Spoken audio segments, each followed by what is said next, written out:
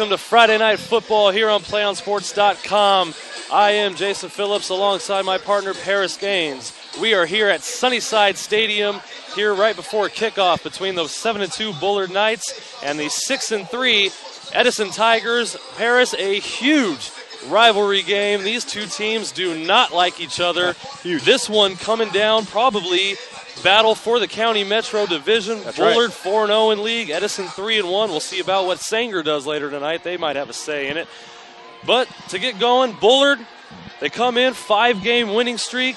Nick Pacheco runs this offense, this pro-style offense, whose last 4 games, Bullard has scored over 40 points. They've been beating up on the County Metro League.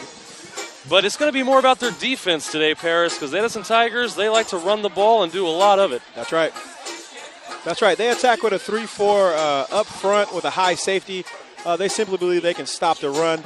The safety, Tyler Molesky, number 4, number 22, Isaiah Justice. These two young men are going to have their hands for them tonight. They simply do not want this game to get out of hand and become a track meet. Edison is loaded from top to bottom with athletes. Tonight, it's going to be about the line of scrimmage. Who can dominate the line of scrimmage? Both teams want to run the ball fiercely, and they want to run the ball for 4 quarters. It's going to come down to the line of scrimmage play, Jason. That's right, Paris. You said track meet. Edison Tigers, they can score with the best of them as well. They come in with the most points in the County Metro League at 325 and on a 3-game winning streak themselves. Kyrie McGee, the 6'3" junior, runs this offense, but it's going to be the double-headed running back tandem of Kevin Nutt and Blake Wright that we're going to see from the Tigers tonight, Paris. Most certainly. I mean, these two guys, they refer to as rock and roll. Both juniors, Kevin Nutt and Blake Wright, run the ball extremely well. They're very well coached by James Tillman, the former Fresno State running back. Jason, I had an opportunity to talk to head coach Ricky Manning. He talked about playing with a chip on his shoulder. A headline came out today in the Fresno Bee talking about the top 4 teams, and Edison was nowhere on that list. So he said they had a fantastic week of practice. They understand the meaning of how big this game is. They refer to it as the biggest game of the week. So this is going to be fireworks tonight, and it's going to be a great game. It is going to be a great one, folks. It is senior night here at Sunnyside Stadium for the Edison Tigers. We're going to step away as the national anthem kicks off, and we'll be back in a couple minutes with the start of the game. We'll be right back.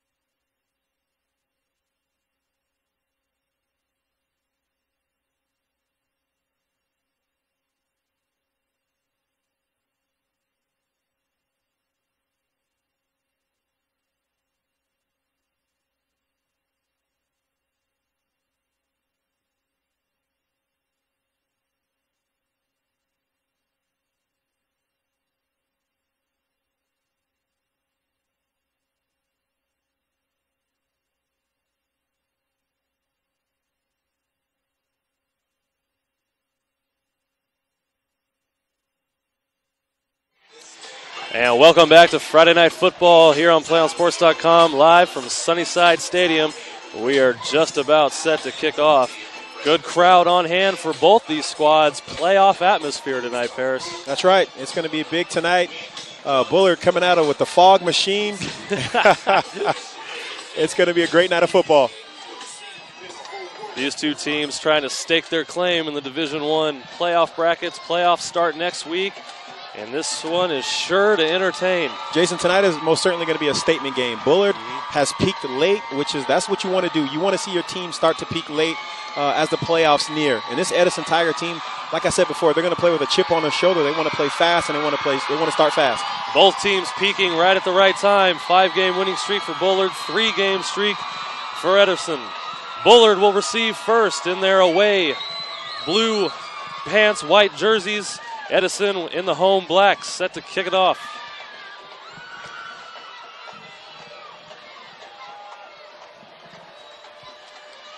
This is Jamel Muhammad, the kicker for Edison. He gets a nice one. Caught at the 6. Makes a couple man miss. He's out past the 25. And Edison with a gang tackle. And already some early emotions. It's about intimidation tonight. Who can intimidate who early? It's a mind game. And here we go. Senior quarterback Nick Pacheco running the offense. You're going to hear a lot of number 3, DeJounte Neal, the junior running back, two-way player. They're going to rely heavily on him tonight. That's right, Jason. You're going to see a pro-style offense. You're going to see multiple formations, shifting by the tight ends. You're going to see everything in the kitchen sink tonight from that Bullard offense. 2 wide receivers to the far side. That is Neal in the backfield.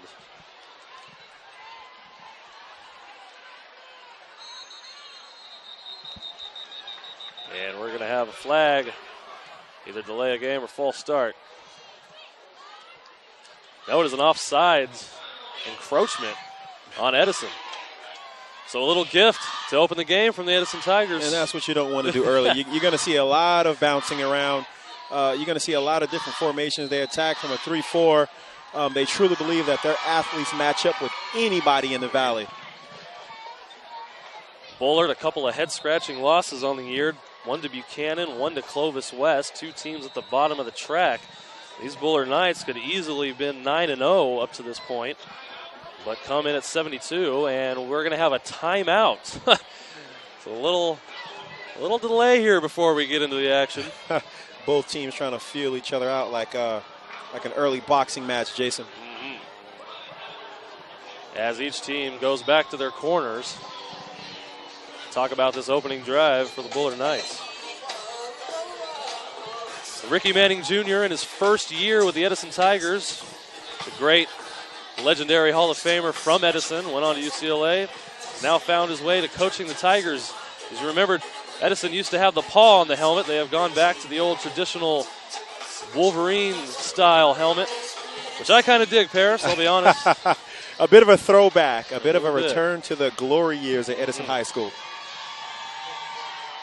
And Edison trying to keep the glory years running. They come off a league win from last year. And an upset here at Bullard may give them another one. And here we go. We see this Edison defense stacking the box in that cover 1. You're right, Paris. 9 men in the box for the Tigers. And it is given to Neal. Powers into the line for a few yards.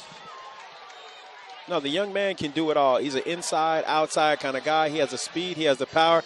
Not the biggest guy, but the young man can break one and take it the distance, Jason. Tackled by number 12, Chris Allison. And I said a few yards, but he got 6. 2nd down and 4.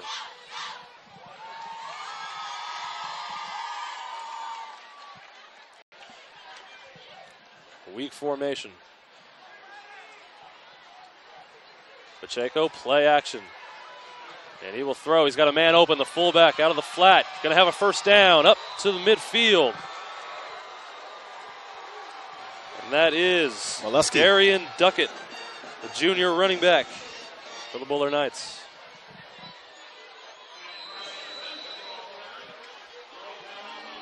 Just a simple play fake off the counter look. The fullback leaked out. Very simple play, pitch and catch between the quarterback, first down, Bullard. Trips to the near side. This is a handoff, but we're going to have a flag and a dead ball.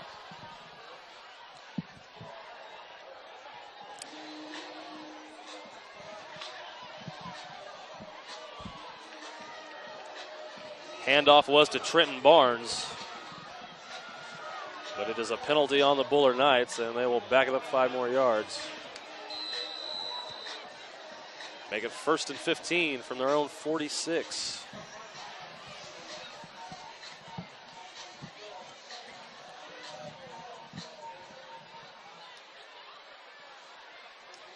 Quick snap, and it is Barnes again.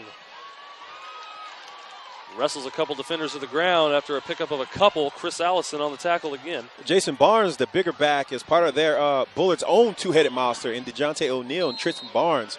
The bigger back, young man keeps his leg turned. Had an opportunity to do their Memorial game, and he had a huge game. The young man is hard to bring down, runs hard with low center of gravity, and always finishes his runs. Gotta love that thunder and lightning combo. Every successful team. You're right. Everyone does.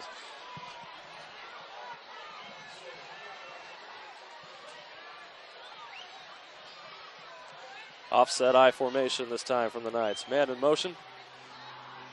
And it is a give to Barnes. Up the middle, got a hole, breaks the tackle. Gonna have a first down and a lot more. Down to the 35-yard line of the Edison Tigers. There we go, Jason. We talked about the Edison Tiger team, playing over aggressive, stacking the box, 9 men in the box, in that cover one look.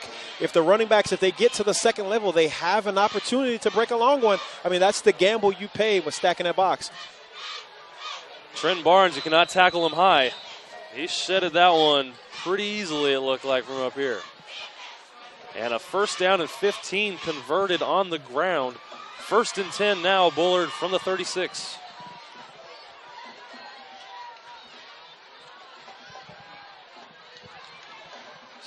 Straight I formation this time, 3 wide receivers. Be a play action. Pacheco looks, he's pressured. Rolling to his left, he is going to be brought down for a sack. Nick Greer. Excellent defense by the Edison Tigers, rolling back into cover 2. Maybe a little confusion there. They showed it, then they went back to cover 2. Excellent defensive schematics by Ricky Manning and his Tiger staff, coming up with the big sack. And a loss of 5 on the sack. Make it 2nd down and 15.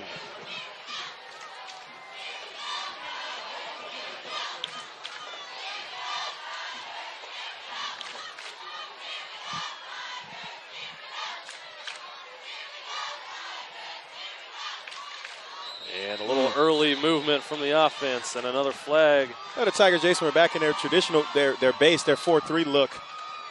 Bring it. They want to blitz. There's a guy coming. They want to blitz. They want to create havoc. They want to create confusion.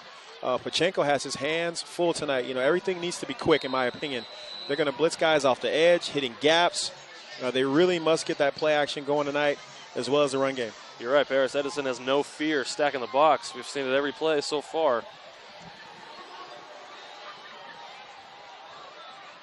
Single back formation with Neal in the backfield.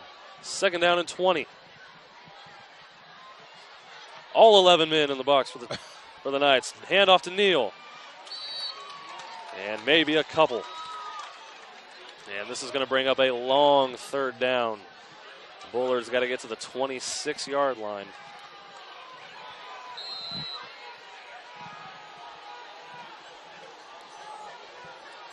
Going to bring up a 3rd down and 18.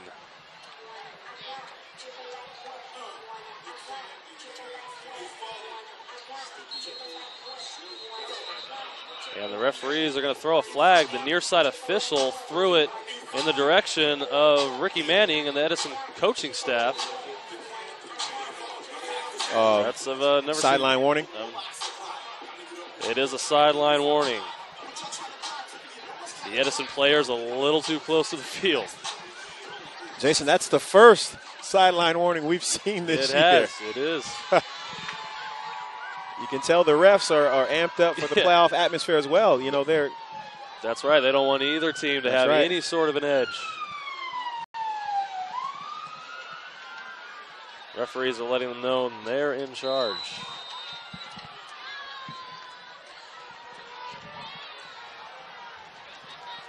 Here we go, 3rd and 18.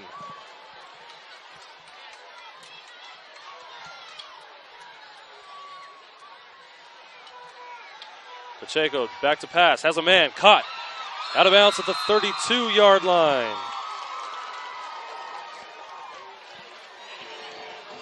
That is, sorry, I don't have a number 13 on my roster, but either way, the play is short of a first down, so it is going to bring up a 4th down. Short of the sticks. What looked to be a 10 and out just came up a little short. Excellent throw, pitch and catch. Frozen rope to the sideline.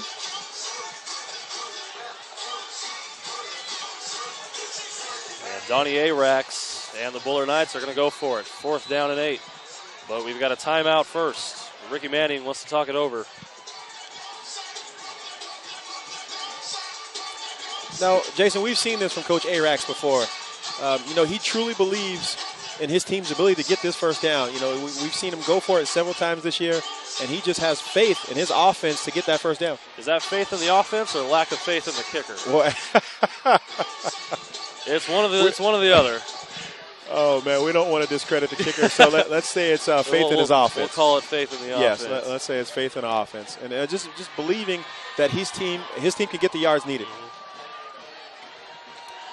If they're not committing penalties, they've shown the ability to get a few yards on this drive. They've already taken off close to 5 minutes. In games like this, Jason, you need to convert these 4th downs right here.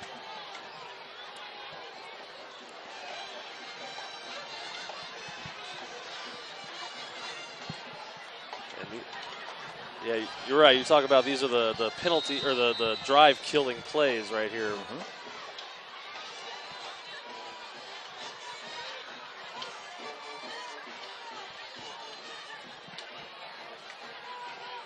Here they go. Man-to-man coverage for the Tigers. Pacheco in the gun. Cover 1. Pacheco looks left. Fires. Incomplete. A little bit of miscommunication, but nonetheless well played by the Edison defense. And the first drive for the Bullard Knights will end in 0 points. Well played by the Edison Tiger defense. The safety on an island back out there. Cover 1, Justin Holmes. The wide receiver defensive back, the senior, 6'2", 180, out there getting the job done, almost coming up with the pick there. You're going to see a lot of cover 1 tonight. The young man has to play the field. He did an excellent job right there, Jason. First punch in this boxing match thrown by Bullard, but Edison on the counter. And here comes that spread in the Edison Tiger offense. We're going to see a lot of zone read, a lot of 3 wide, multiple formations, 4 wide, and look for Kyrie McGee to make plays with his feet. This kid is athletic, folks.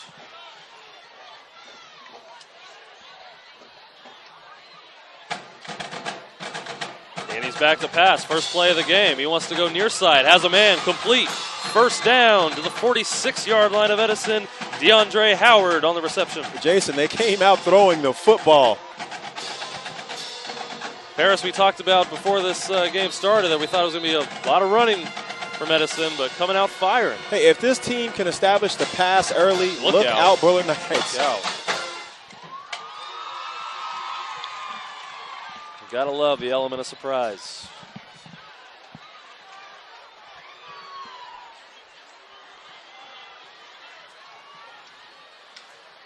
And it is a jet sweep to the far side.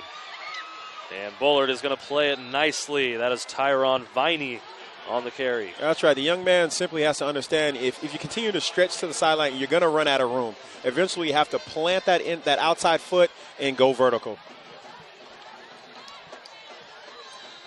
The Bullard Knights come in with the best defense in the County Metro Division, have only given up 128 this year. But there is a big separation in the league this year, Paris, between the top 3 and the bottom 3 of this league. Most certainly. So numbers can be a little skewed, but nonetheless, Bullard does have an outstanding defense. They will be tested tonight.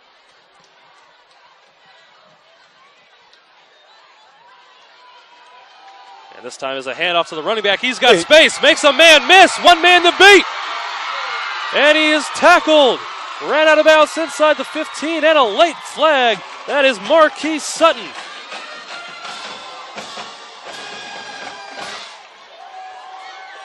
Boy, did he put a nasty move on a Bullard Knight linebacker.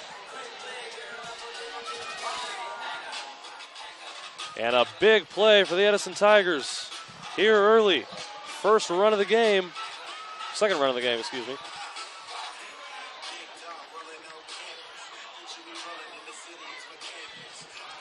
And we've got a personal foul. It was a face mask on the tackle. And that's going to move the Edison Tigers even closer. As that would be first and goal inside the 10.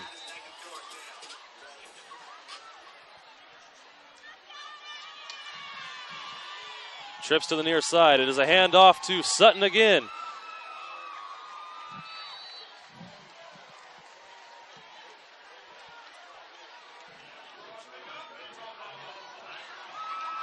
Folks, I'm sorry, that is not Marquise Sutton. My roster is incorrect. It is number 4, Kevin Nutt.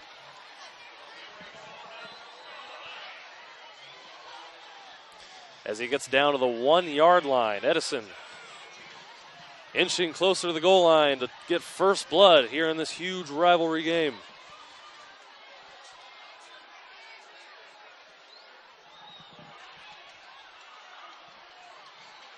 And it is Nutt into the end zone for a touchdown.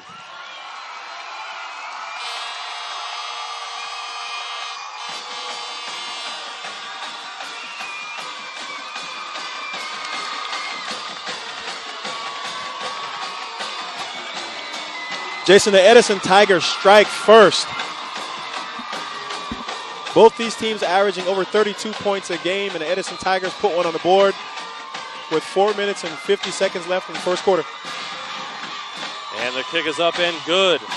And the Edison Tigers have struck first, and lead the Bullard Knights 7-0 here in the early going. Folks, I apologize.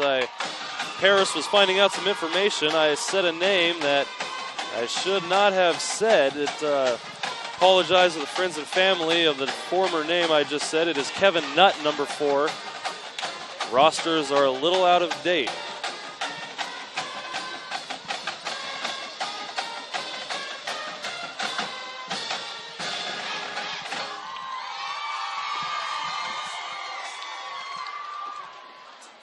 May be the reason that the Edison Tigers are playing inspired football this late in the year.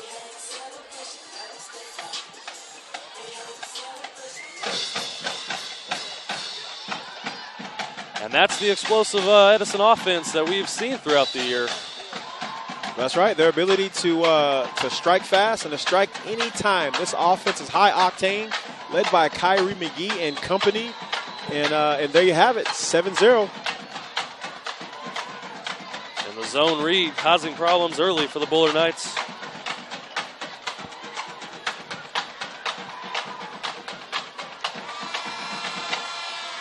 Kick is up, and it'll be taken at about the 7. Oh, there's a gap. There's a gap. The 20. There's a big hole. And brought down up across the 30. That is Blake Wright, number 22 on the tackle.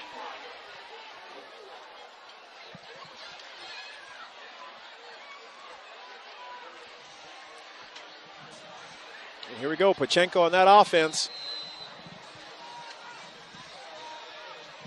They want to get something going on their second series right here. Quick to the line of scrimmage.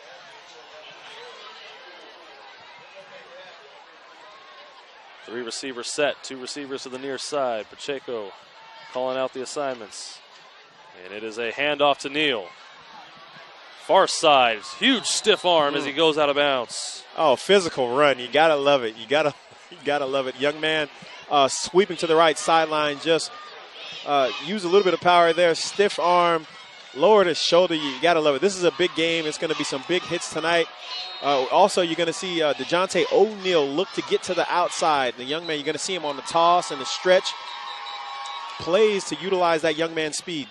And he does have speed around the corner. That was Nautica Fleming he gave the stiff arm to, as he drove him out of bounds after a gain of 7. 4:16 left here in the first quarter. That has seen the Edison Tigers strike first blood.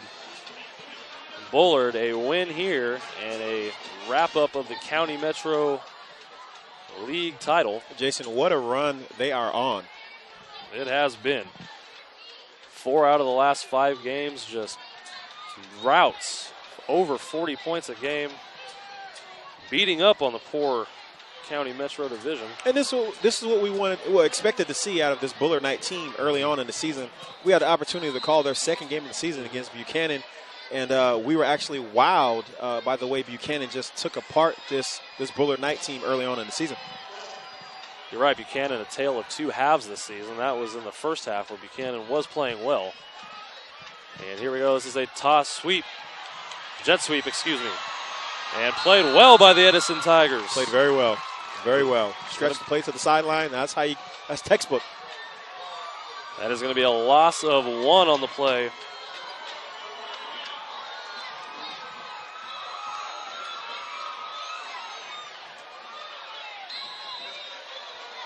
And that'll bring up a 3rd down and 4.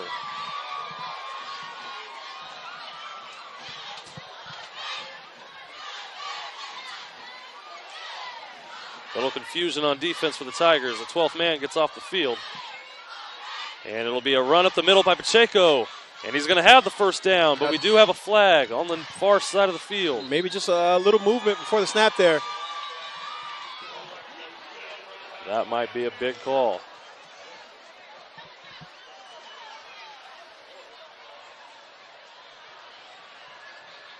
Well-designed play. Spread them out, run up the middle.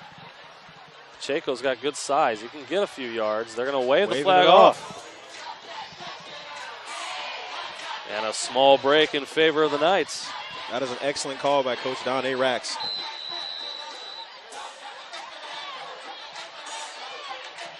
Emptying the backfield with DeJounte O'Neal stacked behind the widest receiver.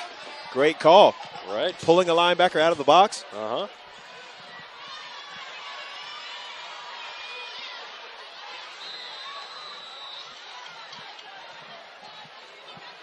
Jason, what do you think about the pace of this game? There's no... very up-tempo, yeah, but good rhythm to each offense so far. If each team could stay out of penalties, I think each one will be okay. And another quarterback-designed run. And played well by the Edison defense. Pacheco, maybe a yard. Played very well. I believe that's the nose tackle, number 63 for the Edison Tigers. Yasmin Haynes. On the tackle, making a fantastic stop.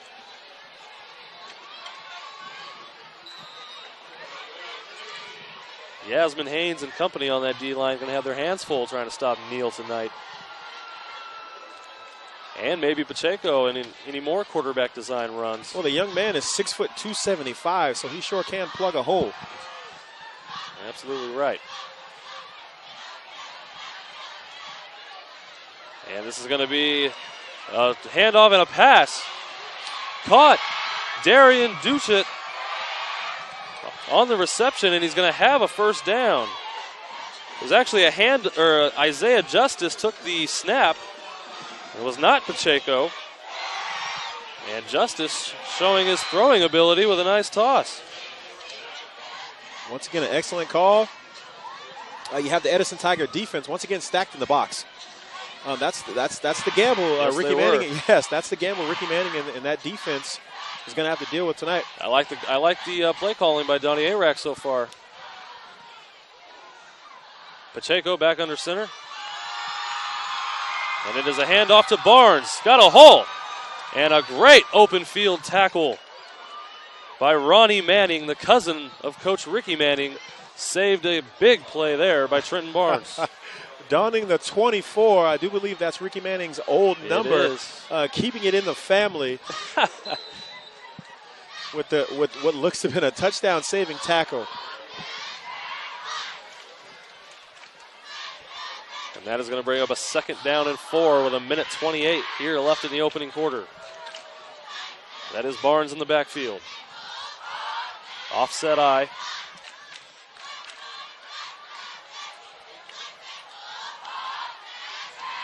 And it is a handoff to Barnes up the middle.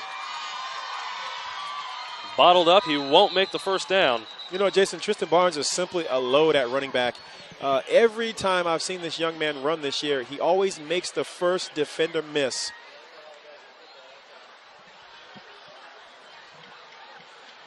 Tough for one man to bring him down. Brings up a 3rd down and 4, so a no gain. My kind of back, Jason. On the play. You would know all about that, Paris. Absolutely. And sticking with Barnes in the backfield, another offset eye. Edison stacking the D-line.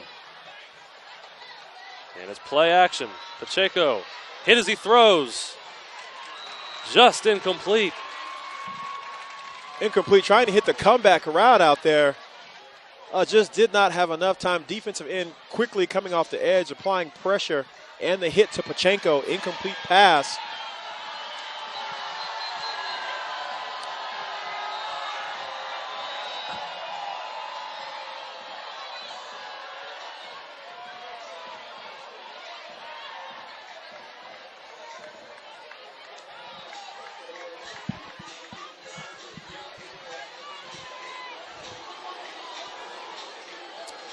And we've got a timeout here for Bullard.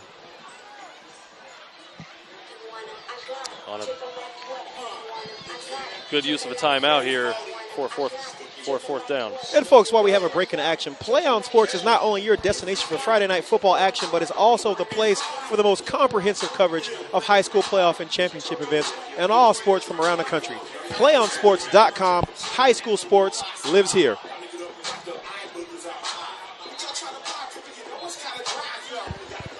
Tell you what, Paris, the Edison Tigers live here. Sunnyside Stadium, their home field. Senior night, got the home crowd behind them.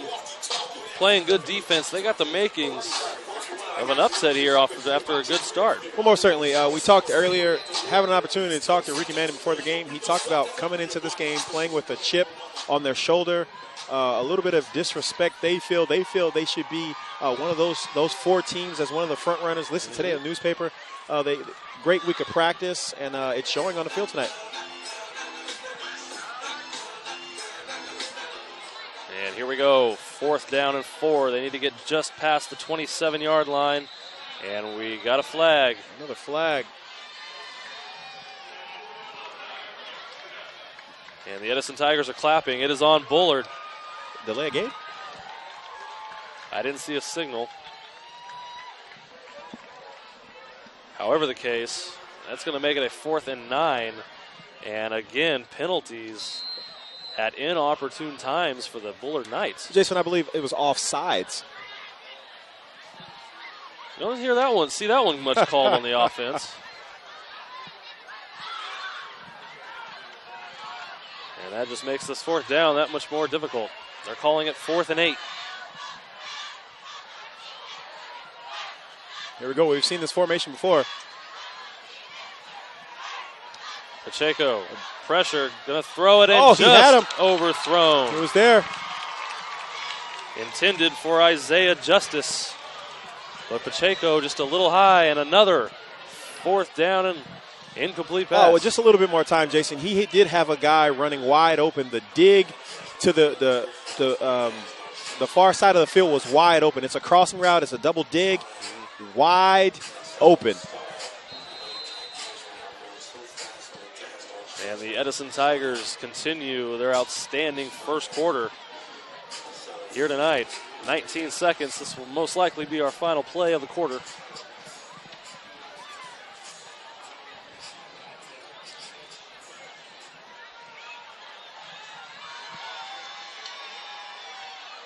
Four wide receivers set for the Tigers. McGee will throw it. Quick throw, complete. DeAndre Howard, but played nicely by Bullard.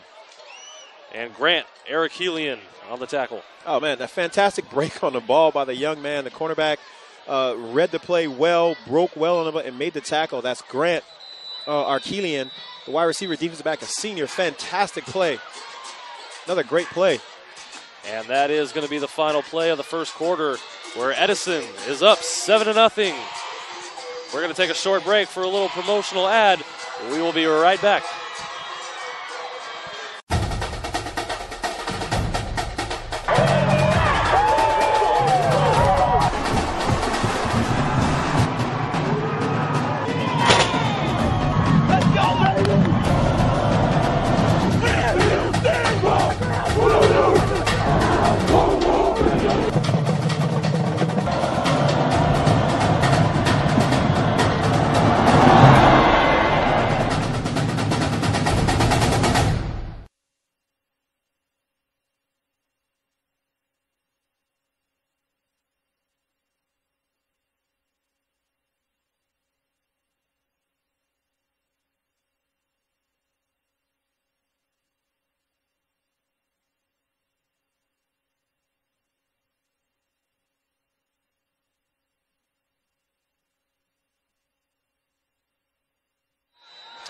And welcome back to Sunnyside Stadium. The Tigers lost a yard on the final play of the first quarter. That's going to make it 2nd down and 11 from their own 34-yard line.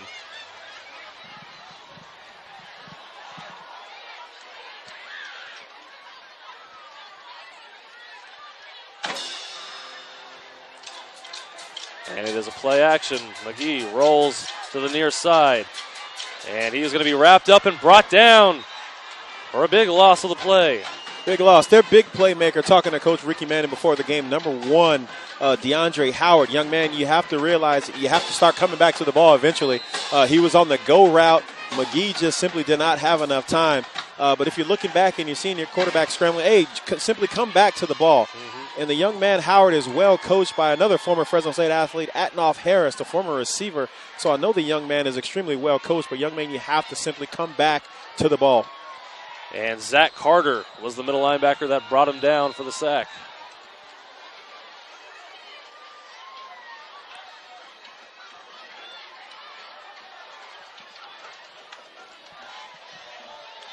And I actually do have a number 13 on the Bullard High roster. It is John Brown. I thought I didn't have it. He has made a couple plays for the Bullard Knights. The unknown sophomore wide receiver. Well, Jason, we've seen some early timeouts here early in this first half. Yeah, Edison is down to, or each team are down to 1 timeout left, so and we're just barely a minute into the second quarter. It's been a chess match thus far between the two coaches. And Edison so far winning that chess match. It just comes down to a couple 4th down executions for Bullard. Something Coach Arax will get fixed, I'm sure. No, we've yet to see Kyrie McGee make a play with his feet here. You've got to wonder with 3 receivers to the right with trips here, when the young man's going to pull it.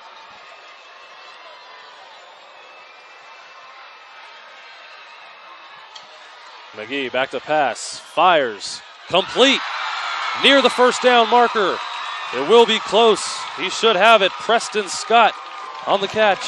Jason, we talked about it. You know, he's their do-it-all guy. He's a young man that drives this Edison car. He can do it all. He can throw. He can run. He is their playmaker. Well, you said make a play with his legs. So far, he's making plays with his arms. And it is a 1st down for the Edison Tigers at their own 45-yard line.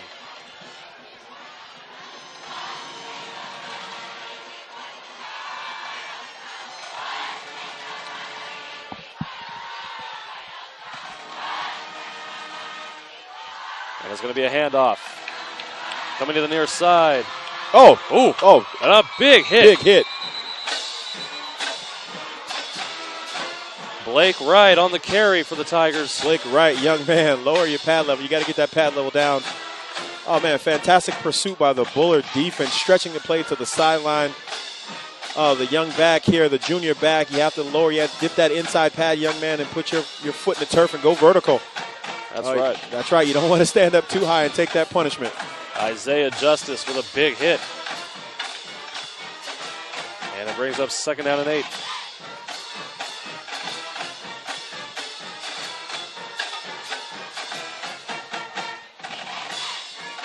And it's going to be a handoff to Wright. Straight up the middle. Bottled up by the Knights. Maybe a gain of a yard. Give the Wright that strong, stout Bullard defense up front, getting it done.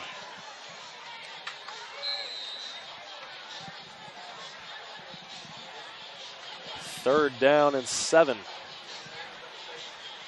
As offenses, you like to stay out of these 3rd down and long situations. Right.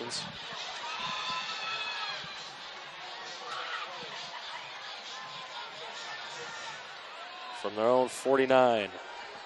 They need to get to the 45-yard line of Bullard. A single receiver down here, Preston Scott. And it is a quick toss to the far side, but his receiver not ready. I think he broke off the route a little early. Oh, very dangerous. That was Tyron Viney, the intended receiver. Very dangerous.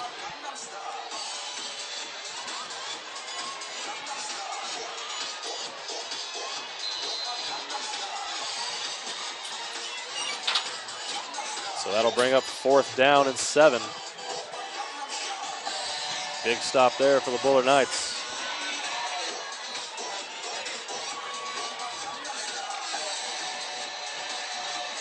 Jason, is that McGee back to punt? I was just going to say, Paris, that is Kyrie McGee back acting as the punter.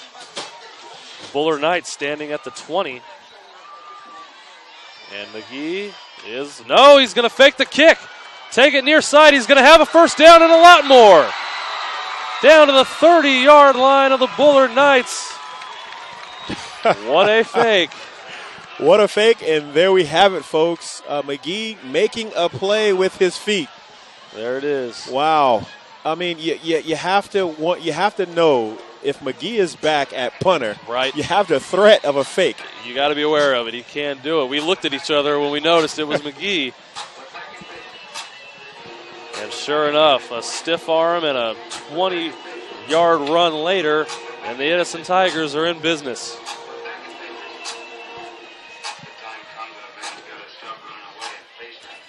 And the trip set again to the near side. And it'll be a handoff to right. He's going to bring it near side. Turns the corner. Gets a block. And he is finally dragged down by Zach Carter. But not before he picks up a huge chunk. Oh, man, what a big play and a deflating play for the defense.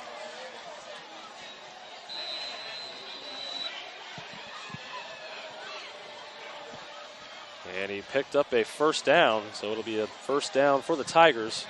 That's right, Paris. You put out your punting unit thinking you're going to get the ball back, and next thing you know, the defense has got to pick it back up and trot back onto the field.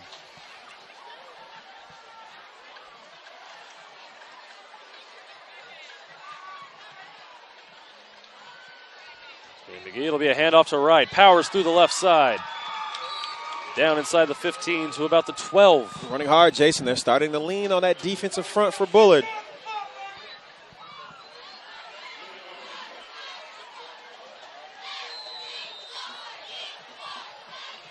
Substitutions made by that Bullard defense. That's right, Paris. A-Rax didn't like what he saw. A couple substitutions as the Edison Tigers are in the red zone and doing work. Go look for that zone read. There it is. And there it is. It's going to be kept by McGee. Stays on his feet, and he's going to waltz into the end zone for an Edison touchdown.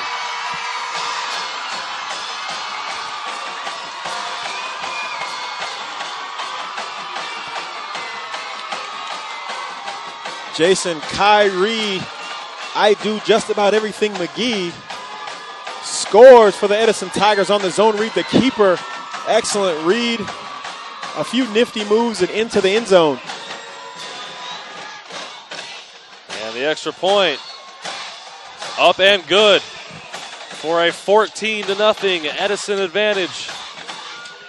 And it was McGee in the end zone. It was McGee keeping the drive alive on the huge fake fourth down. And the Edison Tigers, is this a little bit of a shock to you, Paris? It is. It is. The staff jumping around on the sideline. They're very excited. The players are excited. Question is, can they keep this momentum? Can they keep this going for 4 quarters? A-Rax has his Bullard Knights huddled around the 25-yard line, close to their sideline. I can only imagine what he's saying there.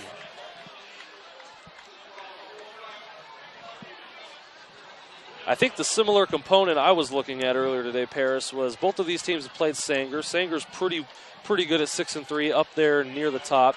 Now, Sanger was able to beat Edison. However, Bullard was able to beat Sanger. So trying to judge how these two teams would match up, I figured I'd give a little bit of edge to Bullard. But Edison sure looks up to the task tonight. Almost certainly not taking away anything from that Sanger team out there. And they're a good team, but that was a shocking loss. When Edison went up there and came away with the defeat. I would say so.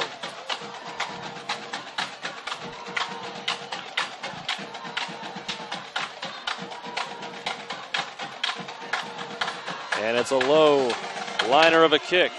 Picked up by Isaiah Justice at the 16. And he's going to take it. Oh, and a big hit.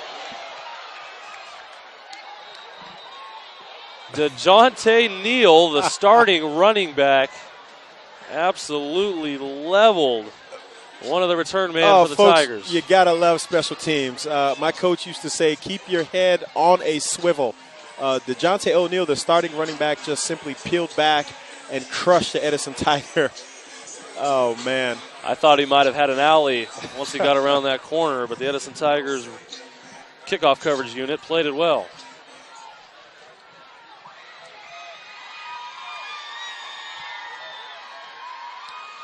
And this will be a handoff to Neal. Has room. Take it to the far side. Stiff arm. Good stiff arm as he turns the corner up past the 25-yard line near a first down. You know what, Jason, I'm telling you right now. This defense, a couple weeks ago, I had the opportunity to see Bullard against Memorial. Mm-hmm. That would have been a touchdown. That would have been a touchdown. The speed of the Edison Tiger defense, they continue to swarm. There was 2 defenders there. Manning, they will not let DeJounte O'Neal get to the outside. And that was the second stiff arm O'Neal has given to Nautica Fleming, trying to turn the corner. It is a first down for Bullard. And this is going to be play action, but he's going to be sacked. Ball is loose. And it looks like the Tigers have fallen on it. If so, this is huge. They have it. Nook Greer, 6'1" junior, came untouched, and Pacheco never saw him. And Jason, you got to wonder what the right tackle was thinking. His job is to protect the quarterback's blind side on the rollout right there. You cannot allow a guy to come full speed untouched like that. And Edison is in business. A turnover in your own red zone. Never a good thing. Yeah, boy, does Edison have a chance to really open this thing up.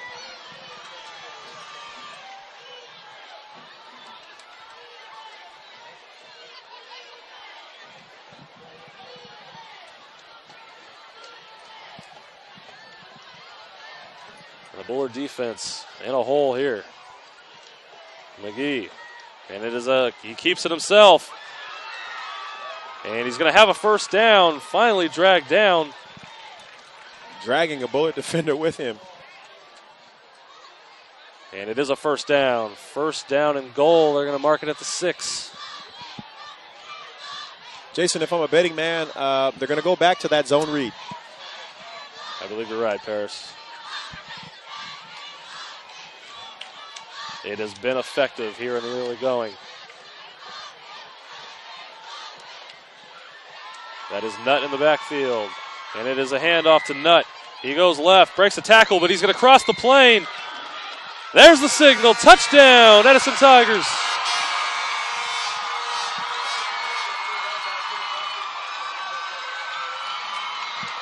Kevin Nutt powering his way into the end zone for the Edison Tiger touchdown.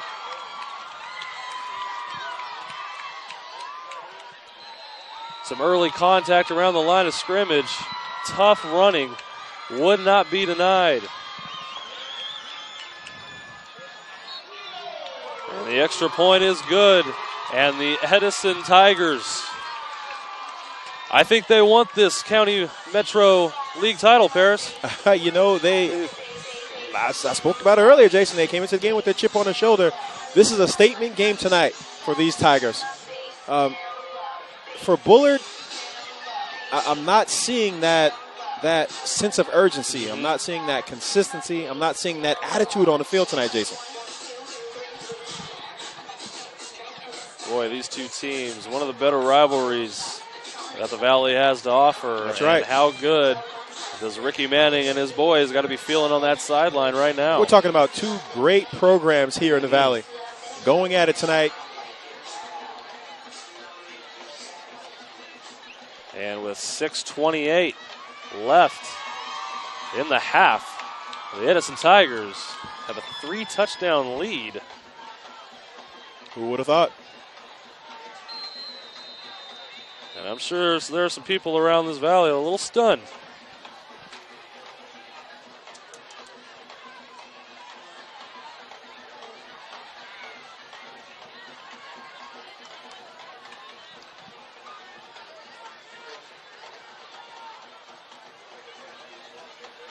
And folks, if you're just joining us, Edison has used a couple Kevin Nutt touchdowns and some good defense here to go up ahead early. Low lining kick taken by O'Neal. Gets upfield quickly, meets a defender at the 23, brought down at about the 27-yard line, where Bullard will go to work. That's right, and we're going to look to see DeJounte O'Neal continue to try to get to the outside, maybe with a little play action, a little half roll. They have to get something going here with 5:21 left to go before the half. Or is that 6:21? I'm sorry. You're right, Paris. 6:21 left, and after what Edison has come out and done here, Bullard needs to make a statement right now. Well, right now, and also, Jason, they cannot turn the ball over right now before the half. I formation with Barnes in the backfield. And it's going to be a reverse, little trickery here. It's Isaiah Justice, but Edison plays it well. Now, Jason, that's a call. It's a slow developing play against an extremely fast defense. Calls like that, I don't understand. Maybe trying to use Edison's speed against him. But Maybe. Edison well disciplined on that one, and it turns out to be a gain of only a couple.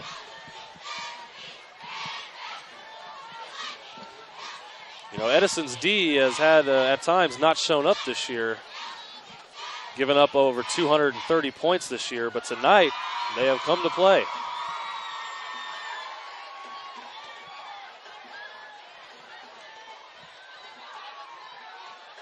And it's going to be a fake reverse, but Pacheco goes down. Jamel Muhammad, 6'2" sophomore, brings him down. Jason, once again, another slow developing play against a team that's going to stack the box, and they're blitzing. I don't understand it. Now, I heard you earlier say that things had to be quick. Bullard offense had to be quick, decision-making. It's not the case those couple last plays. And it has cost them. It is now 3rd and 18, under 5 minutes remaining. How many plays in the playbook do you have for 3rd and 18? Can't imagine too many.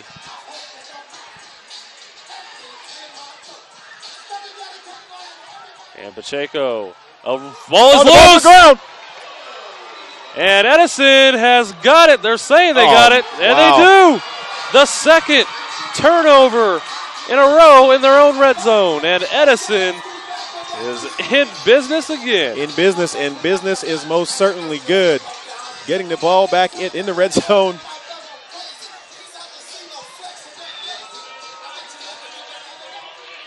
Recovering the ball for Edison. That's number 11, Nook Greer.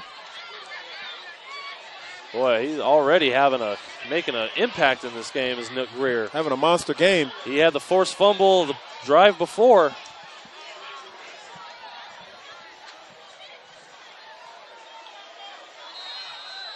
And that Bullard fans on the other side of the stadium are stunned right now. Meanwhile, the Edison student section is loving it. And here we go, first down and 10.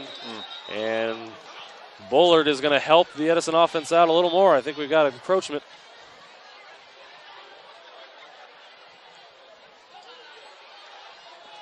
Oh, nope, false start on Edison.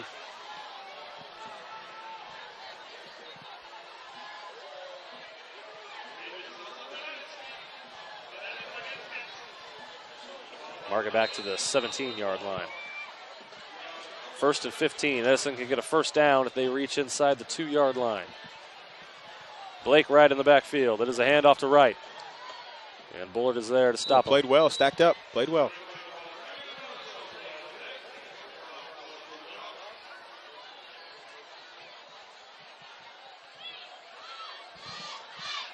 Bullard needs to do everything they can to keep him out of the end zone here. That's right.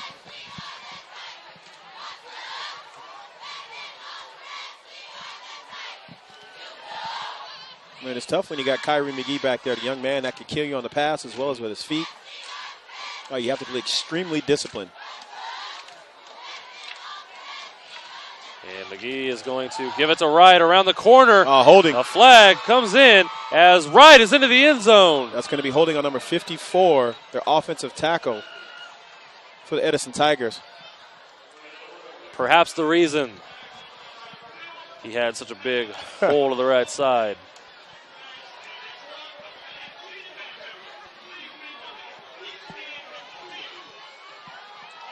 And it is holding against the Edison Tigers.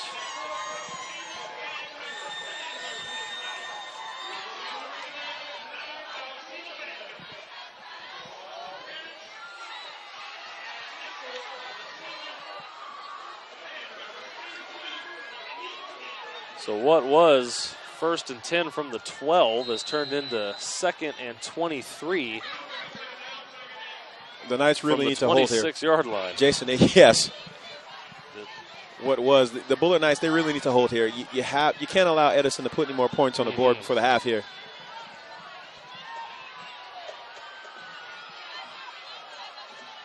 McGee back to pass, looking over the middle. He's got a All man day. open just through the hands of his intended target, Landon Locker. The tight end. Oh, tremendous amount of time. Jason, McGee had all day back there to find a target. Up front, they're working hard here. So far up to this point, McGee has been pretty pinpoint with his passes. That one just I'm impressed. barely missed an opportunity. And that brings up a long 3rd down. 3rd and 22.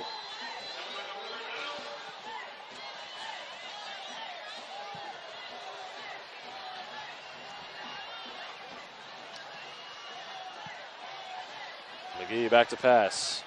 Goes near side, and his receiver slipped, looking for DeAndre Howard.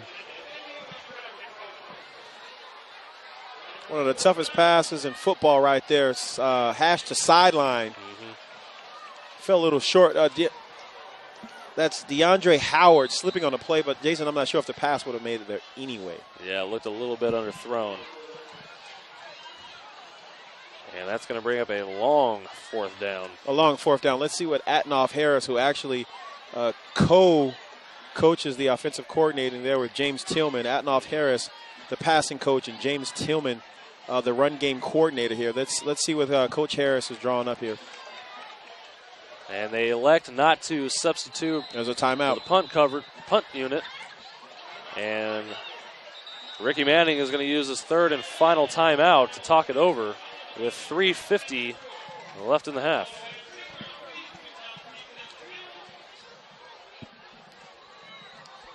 And folks, while we have another break, do you want to watch more of your school's great matchups like the game you're enjoying here tonight? Tell your school to sign up for PlayOnSports.com broadcast program. The program allows schools to broadcast their games and other activities on the web. For more information, go to PlayOnSports.com. So what do you think about this decision, Paris, to go for it on 4th and 22? Would you like to see that, or would you like to see maybe a pooch kick? Once again, I don't know how many plays you have in your playbook for 4th and 22. Yep. Obviously they have faith in their offense and their guys to simply get it done. I would kick a field goal. But I am not sure the range of their field goal kicker, but I would most certainly go with the field goal. It would be a 43-yard try if they elected to do that. I think with the way the defense is playing, if you were to pin them anywhere inside the 15, it would be ideal for the Edison Tigers. You're talking about a quick kick? Something like a quick kick, or just a... It's possible. We've seen it from Buchanan quite a bit this year.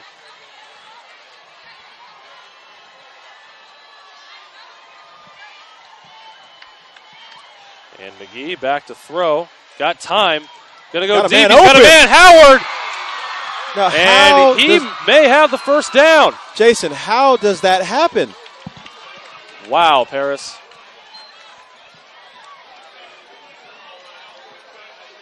A 4th down and 22 might have just been completed with a wide open DeAndre Howard. And Jason, I can see Coach Arax on the sideline with his headset off, absolutely furious. You cannot allow that to happen. And the Edison Tigers are quickly to the line of scrimmage. Here we go. They give him a 1st down. 1st and goal for the Tigers. And it is a handoff to Blake Wright. He walks into the end zone.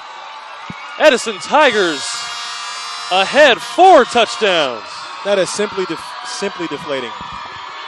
You see the mannerism from the Bullard Knights, their body mannerisms, their helmets down.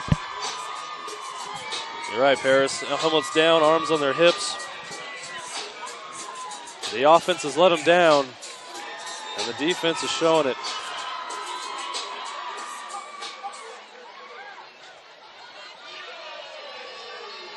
And the extra point splits the uprights for a 28-0 Edison Tiger lead with 3:39 before the half.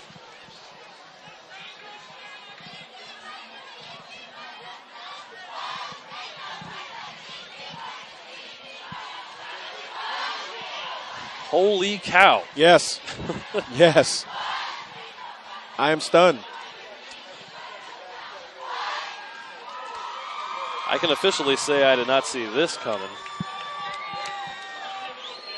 I would have took the bet on a close, hard-fought game. Yes.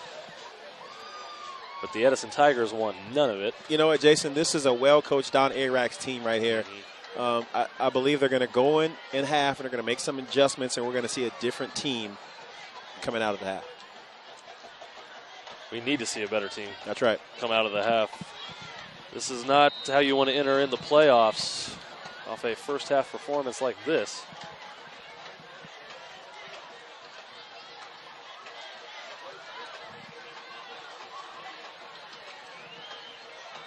And if you're the Edison Tigers, this is exactly what you want. Building steam into the playoffs.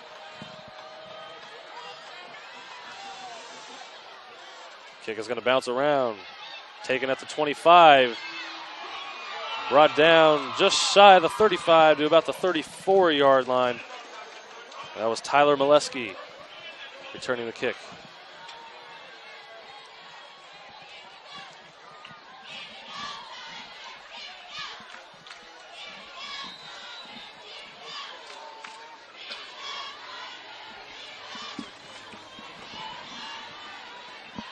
Bullard looking for just a little bit of momentum, something to build on before the half. Pacheco hands off to Neal. Cuts it back up to the 40-yard line, about a gain of 5. Yeah, that's a good hard run. That Edison Tiger defense just playing a tad bit loose.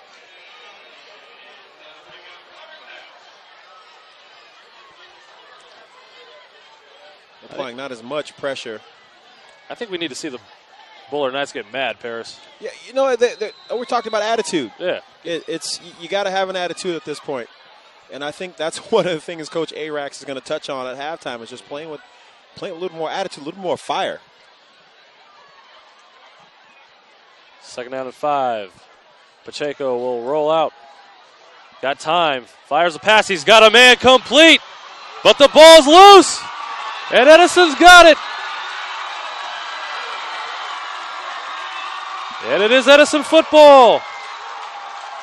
Jackson Ahart on the reception. But Justin Holmes ripped it out. Justin Holmes, we talked about him earlier, the senior who's going to have to play big tonight, playing big, 6'2", 180, stripping the ball and coming up with the ball. A huge play for the defense. Justin Holmes, the senior, making a play on senior night. And just when Bullard gets something going, something in their favor, just like that, it's Edison football.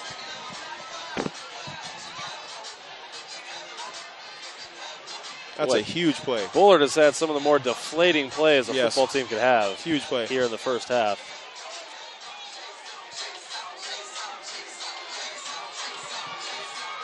Well, Jason, realistically, it's a matter of just a few plays. We haven't seen any huge, real big plays tonight. It's just a matter of it's the little things.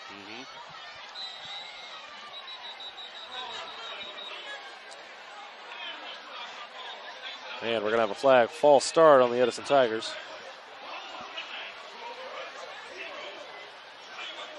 You know, as a coach, you want to put an emphasis on taking care of the little things and each guy just doing your job. Every coach talks about turnovers, and that's now 3 for Bullard. McGee fakes. Got time.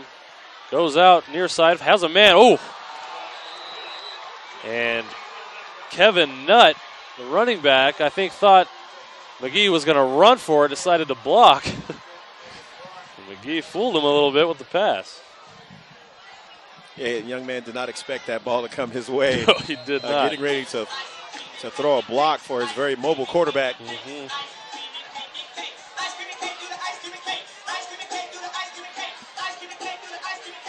Second down and 15. 2:36 left in the half.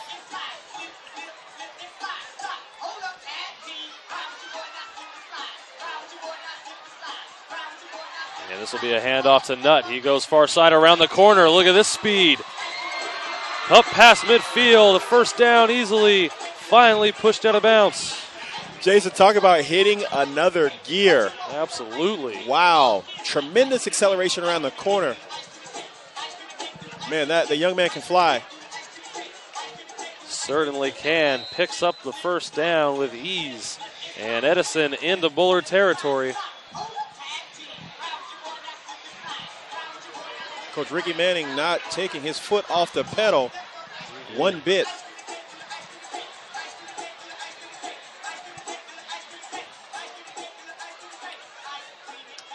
This is a handoff to Nutt up the middle, where he is brought down after a gain of about 4. You know, going into half, they have to figure out how to stop this zone read. They have to figure this out, or this is going to be ugly.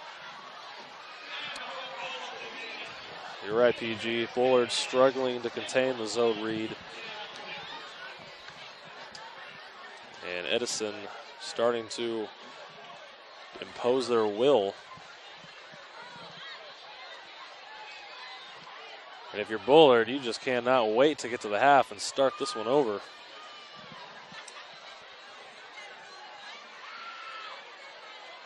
McGee, quick pass, little inside screen. And he's going to be near a first down. That is Isaiah Runderson. And they have marked it just shy of a first down. Clock now running, minute 25. Edison does have one timeout left. Are they going to go back to the zone read, or they're going to take a shot here?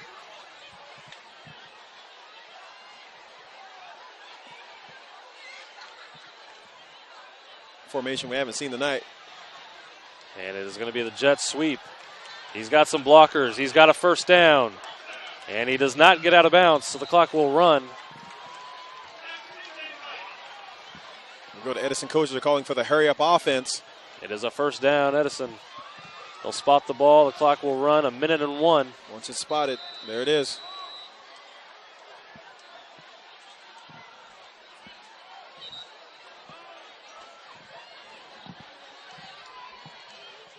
Coach Manning electing not to use the timeout just yet.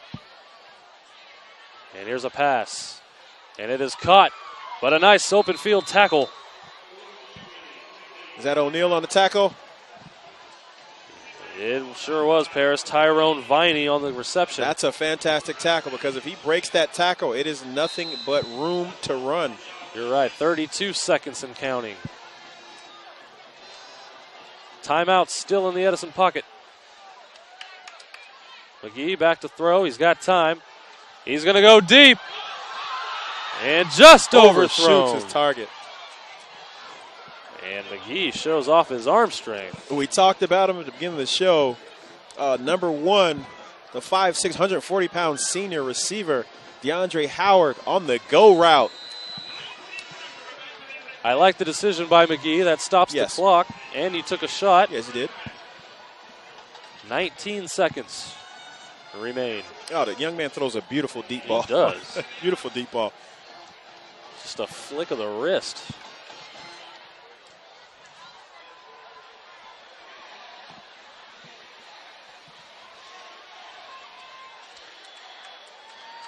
Kevin Nutt in the backfield with McGee. McGee back to throw. He's going to fire over the middle. He's got a man complete at the 20. Tackled inbounds by Isaiah Justice. And Tiger staff are calling for the spike here to stop the clock. Yep. That was Preston Scott on the reception. They will wind the clock at 11 seconds. 8. There's the spike at 6 seconds. Now the scoreboard says they have a timeout left. You would think by the way they've operated this final minute, maybe they don't have one.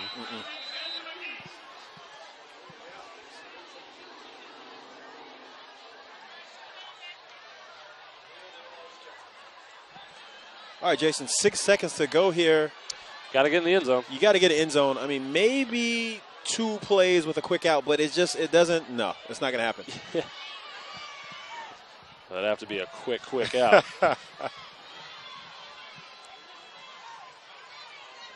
McGee, and it's going to be a deep corner route. Oh, receiver was there just outside of his hands, and 1 second remains, so they're going to get another shot. If you're the safety, you have to understand that those routes are going to break right in front of you. Okay, we're talking about maybe 3 steps in your back pedal, Jason. In a cover 2, we're talking about maybe 3 steps back, and you're having to react quick. Okay, here they go. They're going to take another shot. Oh, field goal unit. It looks that way.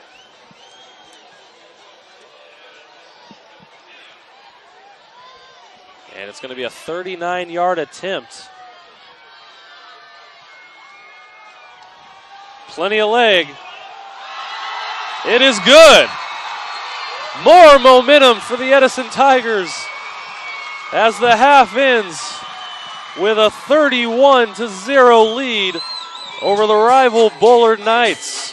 What a first half performance by the Tigers. That's going to do it for the first half here on Friday Night Football on PlayOnSports.com.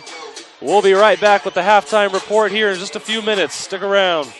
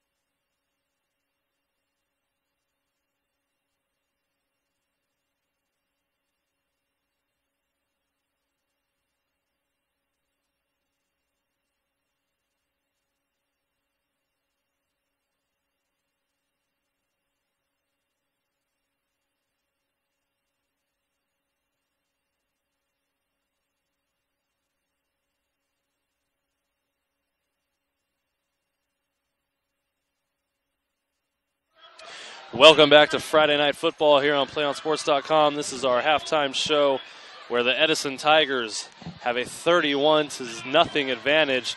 And what has been a bit of a shocker tonight, Paris, all Edison Tigers in the first half. That's right. I mean, simply, Jason, everything is going their way. Offense, defense, special teams.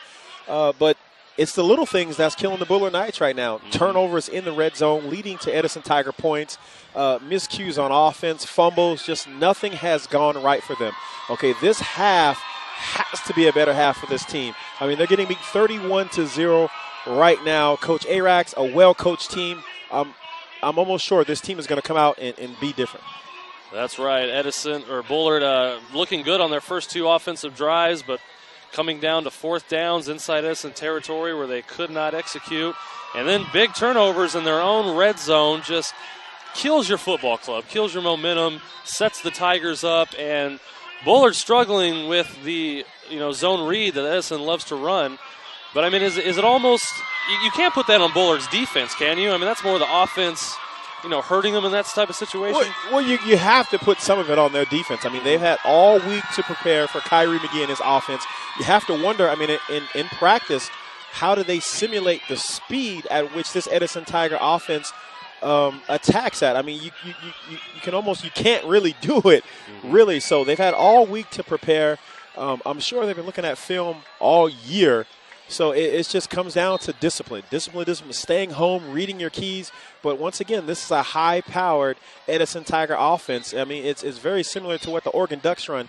And you really have to – I mean, serious, it's that type of pace. And you have to be well-conditioned and well-disciplined, or it's going to be 31-0. And the Edison Tiger defense that has had struggles throughout the year, given up some points. But tonight it has been all – Edison Tiger defense tonight. Kyrie McGee been efficient. Nick Pacheco, some few turnovers. And then even when Bullard gets something going, they fumble it down into Edison territory. And that's going to do it for our halftime coverage. It has been all Edison in the first half. We'll be right back. About a minute 30 away from kickoff and starting the second half. We'll be right back.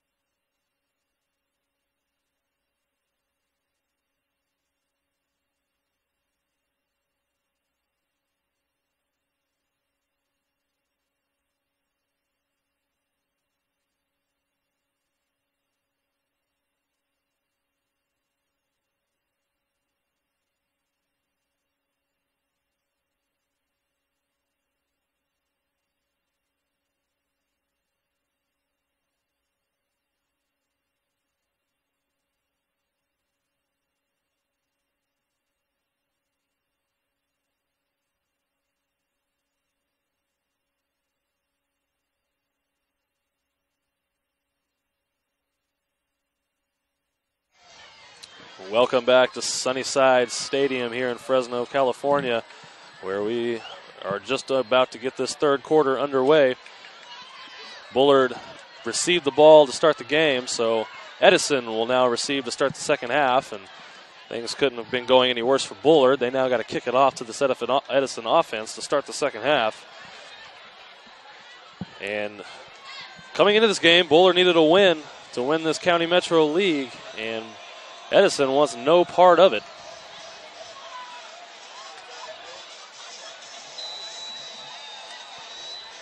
Look at the kicking formation here for the Bullard Knights. And it's a little pooch kick. And it's going to be fumbled by Edison, but he picks it back up. Nearly avoided disaster. And here we go for the Bullard Knight defense. You have to shut them down right here. This is a statement drive for the Edison Tigers. For that defense, you cannot allow them to score on this first series right out of the half, Jason. Absolutely right. The adjustments Coach Arex made need to show up here. Sanger leads Memorial at the half 14-0. They're the other team that could be in a three-way tie if this score holds.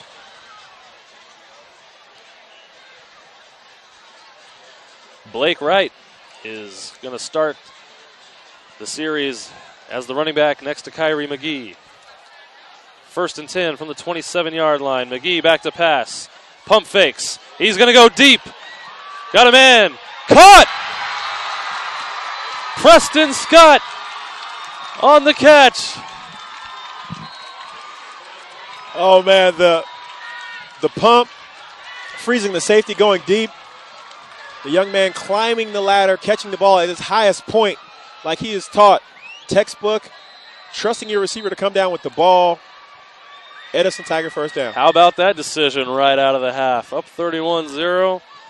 Well, you'd think they were down 31-0 with that. Big catch by the senior Preston Scott. As McGee hands off to Blake Wright, but he is met in the hole by Bullard. Not much on the play. Met in the hole. The young man, Kyrie McGee, had a wide open lane there if he would have just pulled the ball. Christian Enriquez, the senior nose guard, first to meet right in the hole.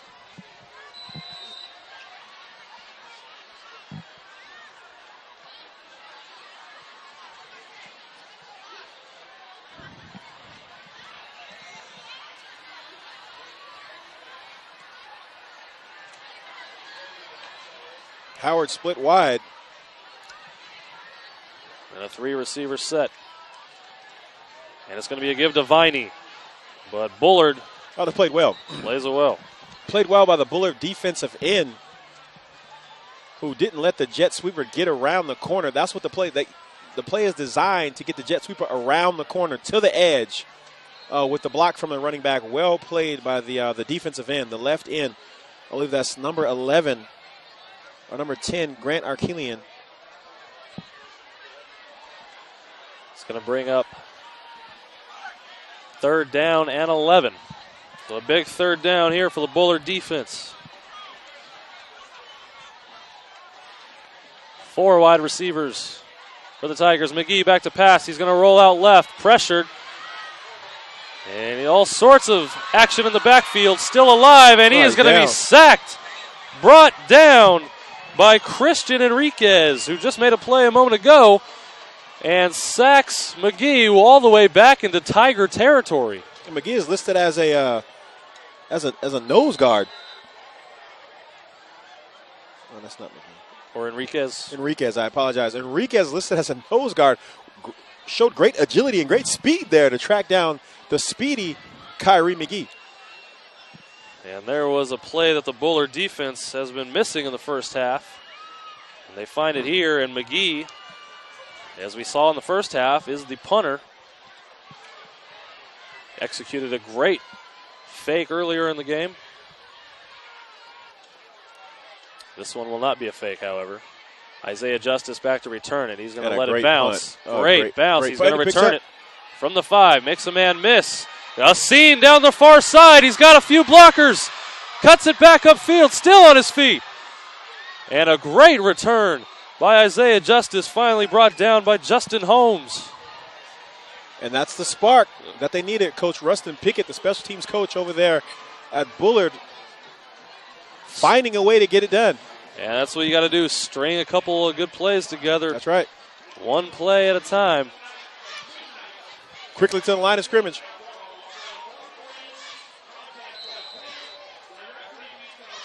And Buchanan operates 1st and 10 from the 45. Trenton Barnes in the backfield. It will be a handoff to Barnes. Big hole. Up past midfield. dragging some Edison defenders, and he's going to be near a first down. And that's the power running you see in the running back Tristan Barnes. They're dragging defenders, turning, spinning, fighting, scratching, and clawing, doing everything he can to put his team in position.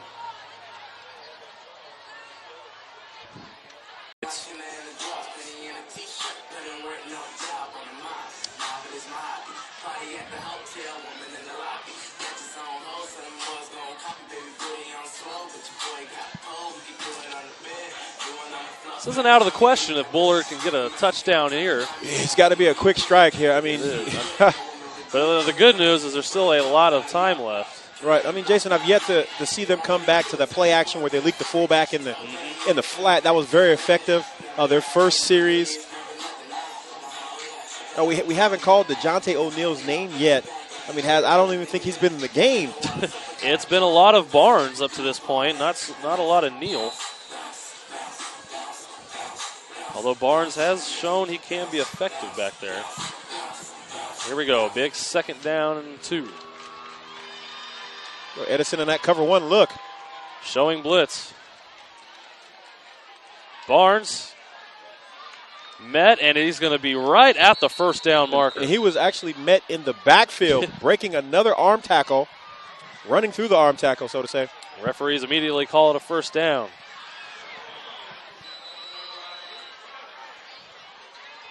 Bullard gaining some much-needed momentum. They've done this a couple times earlier in the game, just could not punch it into the end zone.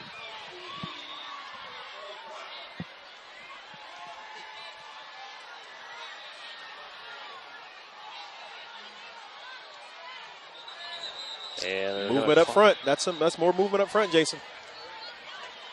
I thought a couple of the linemen moved a They're not getting early. set. I understand they're going to hustle to the line of scrimmage to get set, but everyone is not set. And that's something that that's tempo. You work on that in practice, Jason. And that's just something we were talking about at halftime before we came back on, was all this, and even their turnovers in the first half were missed timing in the backfield, something that you get worked out earlier in the season and that you practice all week in practice. And things just like that, Bullard cannot have tonight.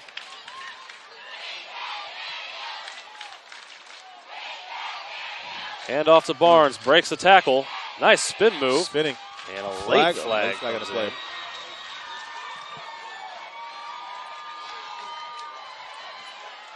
Killing themselves again. It's going to go against the Knights. And Jason, I totally understand what you're talking about. The mistakes that the Bullard Knights have made tonight is something that should have been well oiled by now. And the mistakes are simply killing this Knight offense. Certainly killing their drives. The first 2 drives went into Edison territory. Penalties backed them up. Forced 3rd, 4th down and longs. Could not execute, and they're doing it again. Just got to make Coach Arax and his staff just frustrated. Oh, it's what we call a coach killer. Something that gets some gray hair before they want to.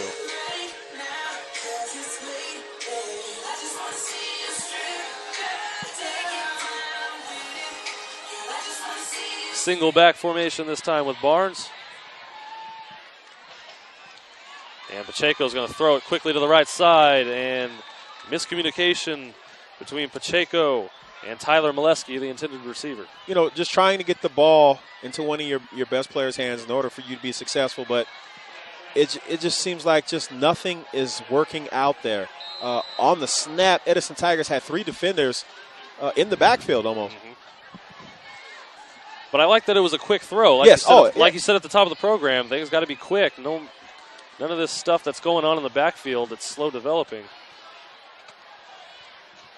Second down and 24. Barnes on the handoff. Big hole up the middle! And he's got 1 man to beat. It's Fleming. And Fleming's going to end up getting down inside the 5, saving a touchdown. Trenton Barnes, and we talked about that, Jason.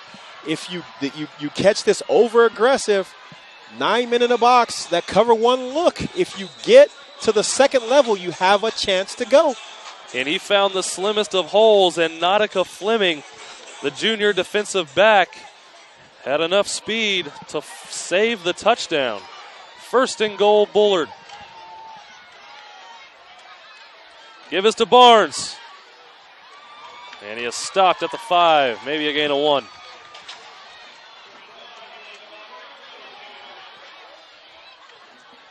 Bullard offense, they really need to punch one in here. Well, they sure do. For some confidence, some momentum. Boy, you just hate to let your rival beat you up like this. Right.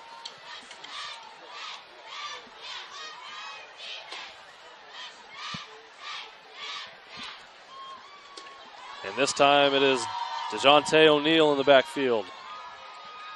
I formation.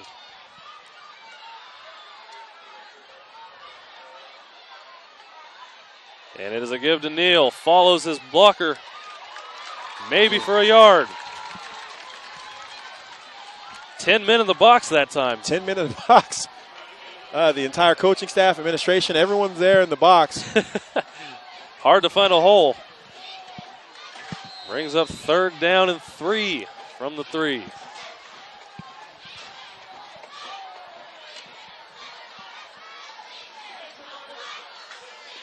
Boy, look how low Pacheco gets underneath center. It is O'Neal in the backfield. They're going to throw it. Quick And a fade. Intended for John Brown. Incomplete. And that's going to bring up 4th down. Jason, going for the quick fade here. You want to place that ball in the back pylon only where your receiver has an opportunity to catch that ball. And that's what he did. It wasn't going to be picked off. Right. It wasn't going to be caught, but it wasn't going to be picked off.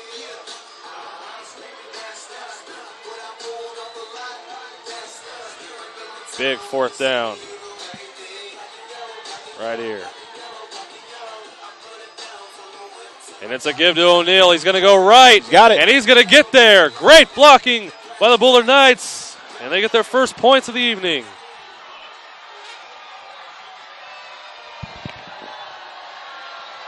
DeJounte O'Neal off tackle with the fullback blocking. And we talked about that earlier, Jason. They want to get that young man to the edge. Gutsy call on 4th down. Gutsy call. Gutsy call. But, hey, when you're down 31-0, you got to go for it.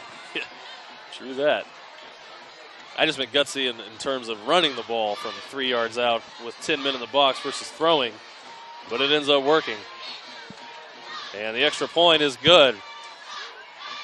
Well, Bullard off to a good start in the second half. 5:19 left in the 3rd quarter. Plenty of time for them to get in this. They're going to need some defensive stops, however. Yeah, they're going to need some help.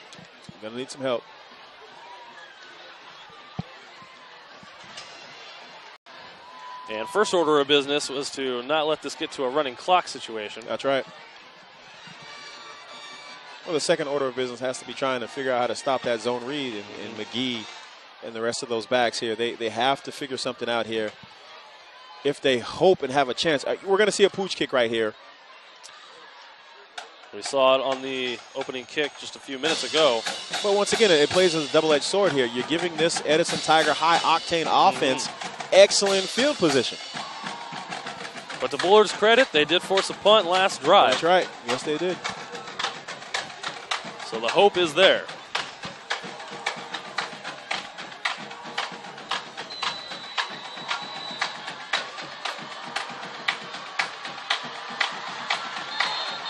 And we're going to have a whistle and some flags thrown. Quite possibly offsides here.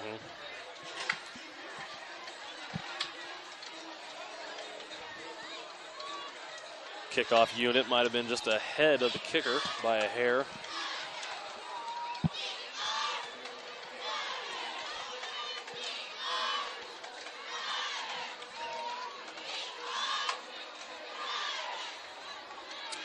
It is actually against the Edison Tigers. Really? So we're going to re-kick it. 12 men on the field.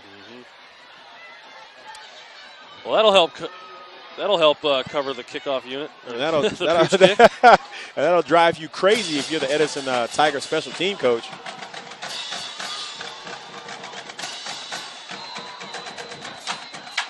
The farthest Tiger players are standing at the 20-yard line, readily expecting this to be a pooch again.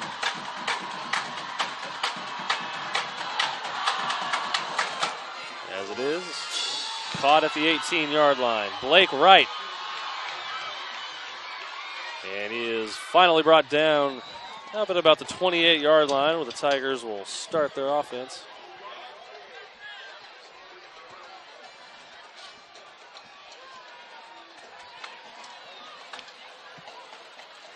.5:11 left in this third quarter.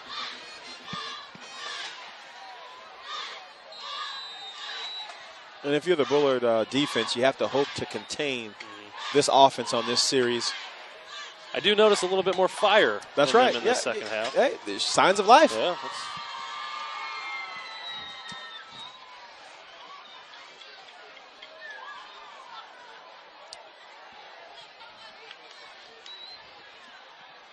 We have an uncovered receiver here. McGee back to throw. Got all the time he needs. Fires. He's got Runderson complete. And he's going to have a first down up across the 40-yard line. The slot receiver, number 1, Howard, uncovered. Tackled by Josh Newman for the Bullard.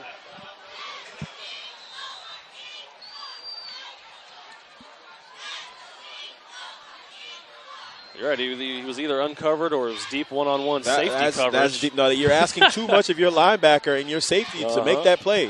Way too much.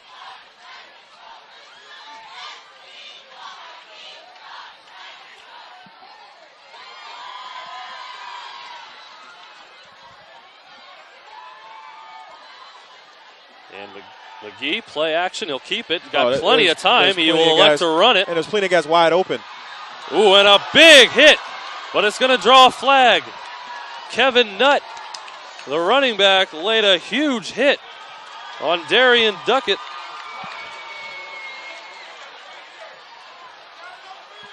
And Jason, from my view, that was a clean hit. I thought so too at first. Maybe he led with just too much of the face mask. That's right. With a helmet. You want to keep it safe, folks.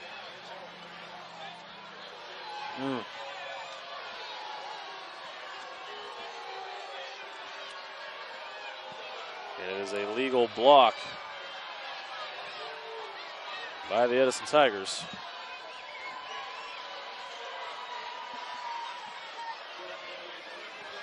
On that play, though, they had two guys wide open. The Edison, yeah. McGee didn't see him. He didn't see him crossing routes. Viney wide open on the crossing route. Plenty of time to go through his progressions. And that's going to bring up first down and 20. And this is going to be a handoff. Kevin Nutt. And he'll pick up a few.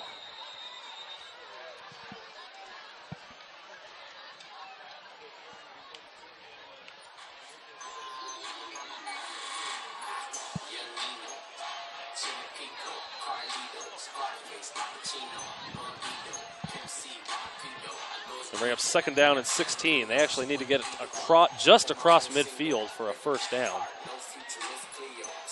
And due to that block in the back penalty, Bullard needs to use that and aid them in forcing a punt here.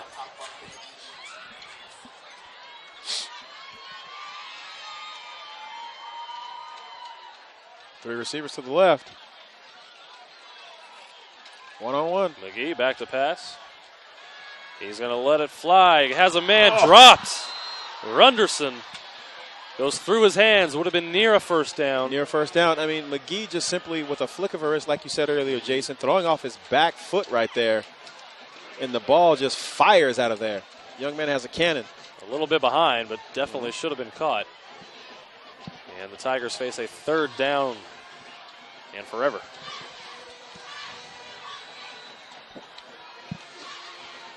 This is one of the first times tonight where we've seen, that's actually two series in a row where we've seen their offense not looking as effective.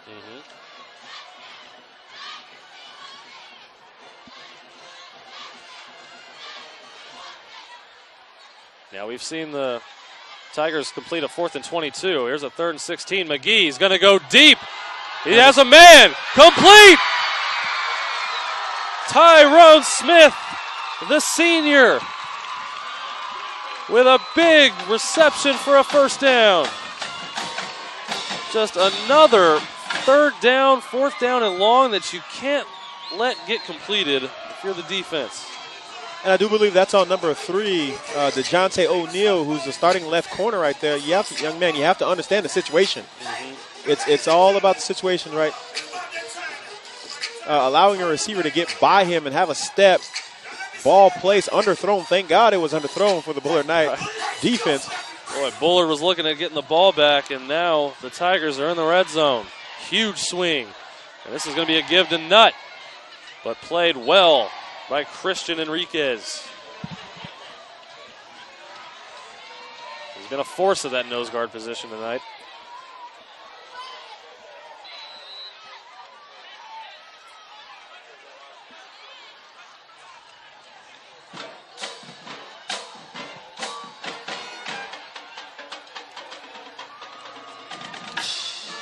So a loss of 1 on the play. 2nd down and 11.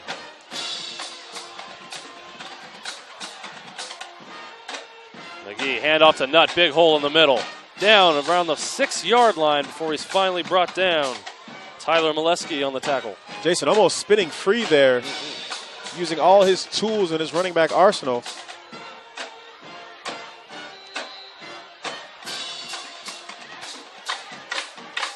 Mark him just shy. It's going to bring up 3rd down and 1.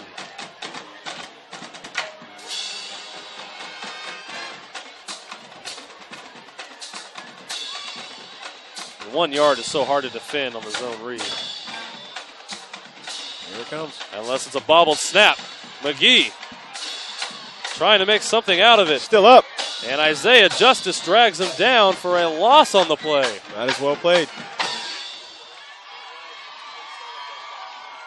It was a high snap. McGee had no choice but to turn and run with it. And it's going to bring up a 4th down. McGee coming up limping. Maybe a cramp. Walks off the field a little gingerly.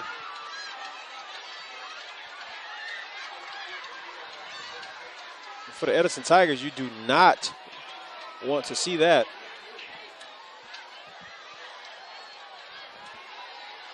Not at all. It'll be a field goal. Kick is up, and it is good.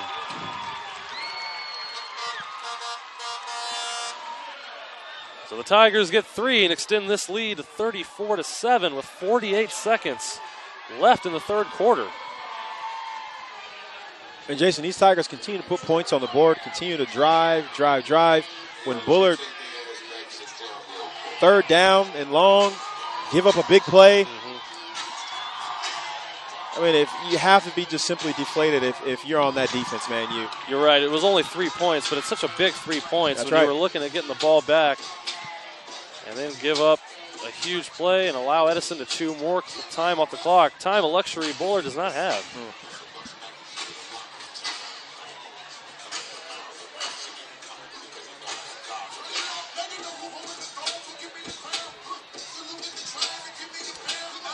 Makes it now a 4-score ball game.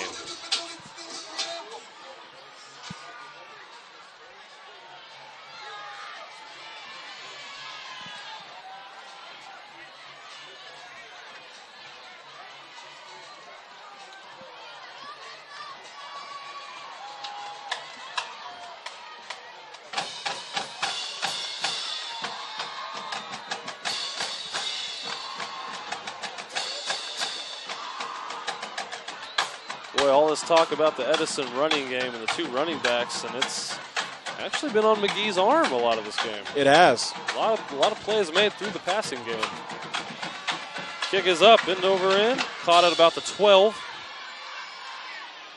And this is going to be Isaiah Justice coming to the near side. A little bit more speed, would have had it around that corner and maybe daylight, but Edison catches him at about the 32-yard line. And here we go. Pachenko leads this offense out on the field.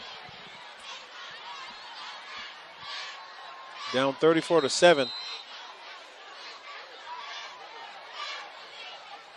Going to update Sanger now leads Memorial 28-0.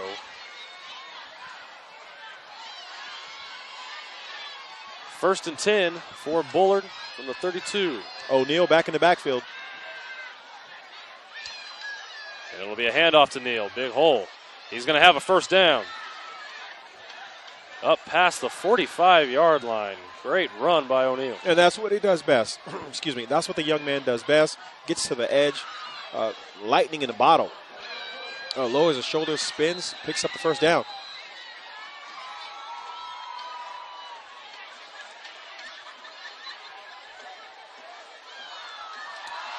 And it'll be O'Neal again, this time left side. Cuts it upfield, past midfield. And he's going to be near another first down. Still up, going again, going to the well. Getting the ball to their playmakers' hands. DeJounte O'Neal. Excellent carry. Edison trying to make substitutions here. I think we're going to run to the end of the quarter.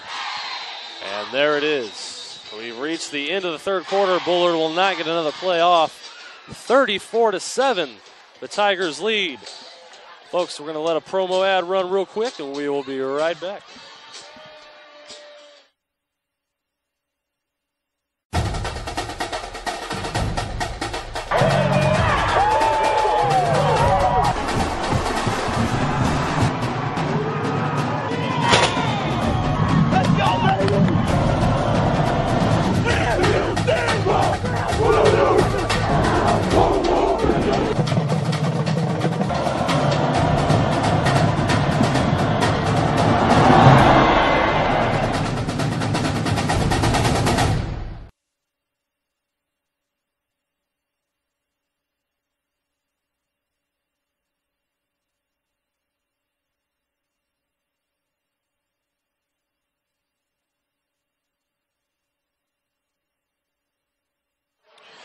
And welcome back to the start of the fourth quarter, where Bullard is on the move. Second down and just under 2 yards to go for another first down. A couple of big runs by O'Neal. And here's another one up the middle. He's going to have the first down and more. Just across. They're going to mark it at the 40-yard line. There you go. That's 3 carries in a row for DeJounte O'Neal.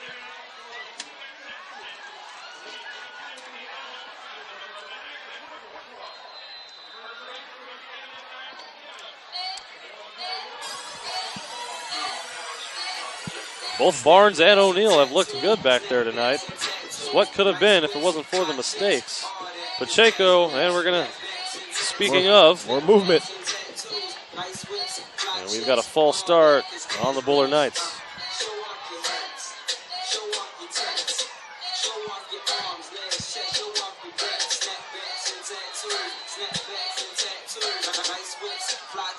Mark it back 5 yards. It'll be first and 15 from the 45.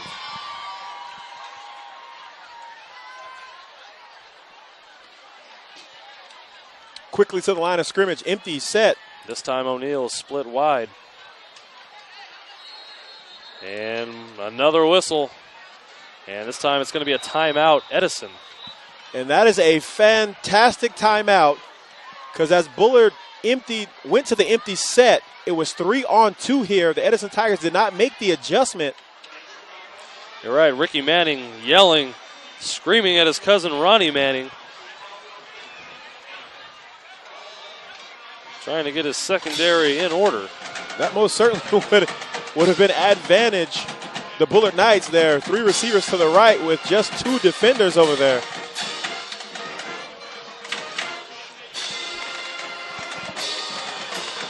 And folks, hey, stay tuned for the PlayOnSports.com postgame show, where we will select our player of the game as we wrap up all the action from tonight's ball game. That's coming up following tonight's game on your destination for high school sports, PlayOnSports.com.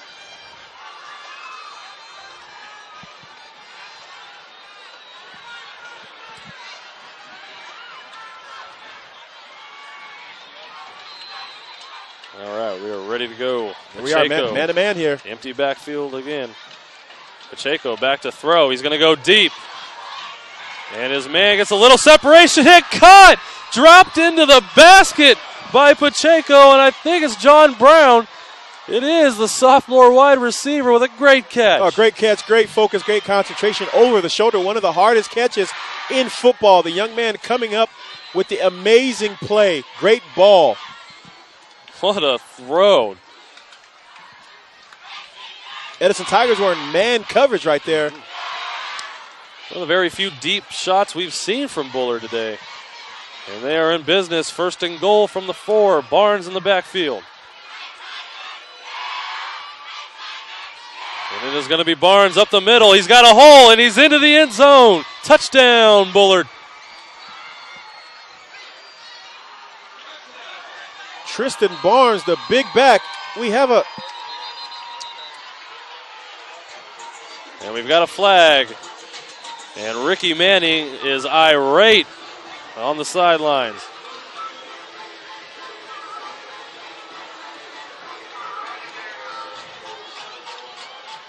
The side judge threw the flag. Coming out of the coach's box there, Coach Ricky Manning, almost at the 10-yard line in the ref's ear.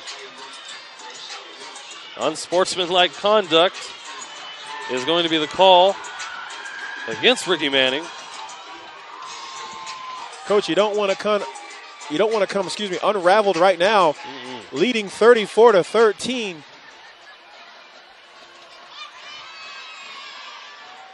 Bullard showing signs of life. This isn't over quite yet. Only 3 touchdown game now. They're going to need another quick score, Jason. Well, they're going to need to stop at first, then a quick score. And the extra point is down. Good hold. Kick is up, and it is good. The lead cut to 20. And the Bullard Knights use a huge play from John Brown to cut this lead to 20.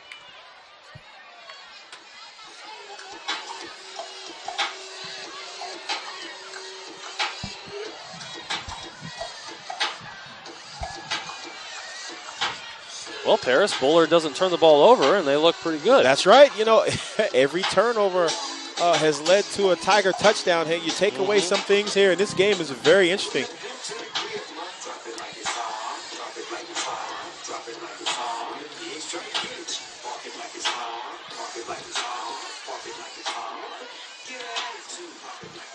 Of course, on the other hand, with the playoffs starting next week, Edison is looking like they want to wreck this playoff bracket.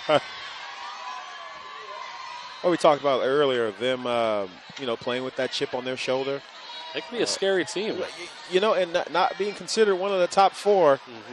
This is most certainly a statement here. We're talking about Central, Clovis High School, Clovis North, and Frontier. I mean, could the Edison Tigers be the BCS buster of high school football? Could be the CIF buster. And here's a little onside kick attempt that goes 10 yards. Bullard's got it. Anthony Shepard, number 15, ducked out of the way of the ball's path as if to say someone else get it. Nobody was behind him. It is Bullard football. And folks, could we be witnessing something special here? Could we? All of a sudden, this one has turned.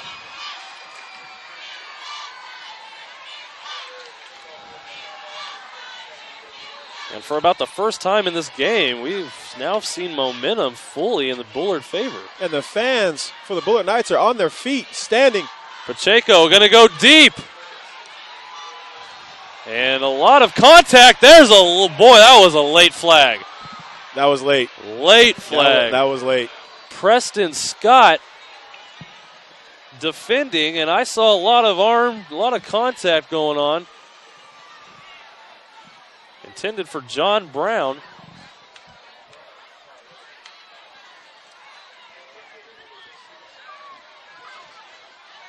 And it is going to be pass interference. And Jason, now that's 2 shots in a row here that this Bullard offense is taking at this Edison Tiger defense here deep down the field.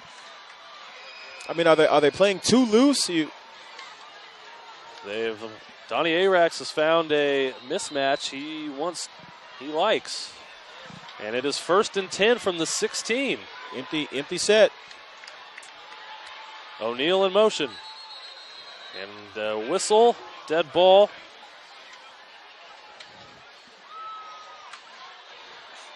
And this is going to be a timeout. Timeout Edison. Boy, Ricky Manning is no fear of using his timeouts whenever he feels like it. Well, they're knocking on the door right now. I think that's an excellent timeout. But you do want to save the what-if factor here.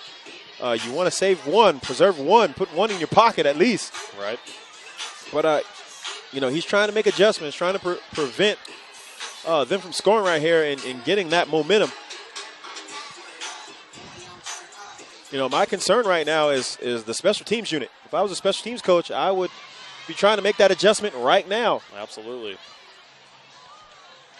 There was a pooch kick earlier in the game by Bullard that almost was disaster for Edison. This time the onside kick goes for Bullard. And I'm sure that's a point of emphasis for Ricky Manning in this last time out, along with the secondary and defending these deep balls to Jonathan Brown.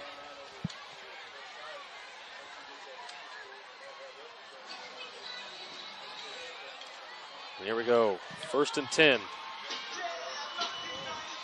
Receiver in motion. Pacheco's going to keep it himself. And he's not going to get much. Played well by Edison. Chris Allison, first man there on the tackle. Now, here we go. That's 2 consecutive plays. We've yet to see DeJounte O'Neal touch the ball. Okay? Prior to that, he had 3 consecutive carries of 6 yards or more. He began that last drive with some great running. Keep with what's working. Amen. Gain of 1 on that last play. 10:01 and counting and left in this game.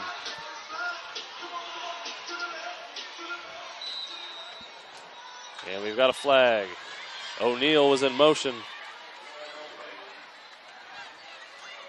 No, the only thing I can think of is when he goes in motion, he's motioning toward the line of scrimmage. There's way too many flags been thrown on this series. And that's going to make it 2nd down and 14 from just inside the 20-yard line. Bullard, boy, they've been making it hard on themselves. O'Neal in motion again. Pacheco going to fake running. Tight end over the middle. Caught! Zach Carter. Touchdown, Bullard. And Jason, things are about to get very interesting. Pacheco with the Tim Tebow step. And that's exactly what it was. And hitting the tight end. The safety just making a slight read. Touchdown, Bullard Knights. The safety he was caught looking in the backfield there. And it is now a 2-touchdown ball game, and all of a sudden there's plenty of time left for Bullard. Pending this PAT. Snap. Bobbled, but put down, and the kick is good. And it is 13 points now is the lead for Edison. And that was big, scoring off the turnover, if you will, or the onside kick recovery. The Edison Tiger team coming a little unraveled right here. Coach Ricky Manning really needs to get control of his team right now. Get them to understand, hey, we're going to weather the storm. 34-21 with 9:29 left to go in the ball game. This Bullard team really responding to Coach Arax's comments. That's right. Hey, Jason, this is a totally different team. Jason, I talked about it at halftime. You're going to see a different team coming out. This team is too well coached. And that's exactly what we've seen.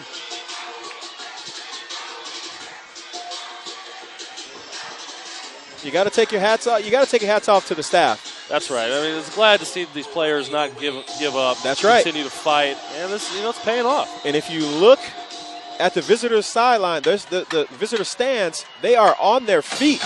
They believe. Edison a little nervous. This is another onside kick, and this time it is recovered by Edison.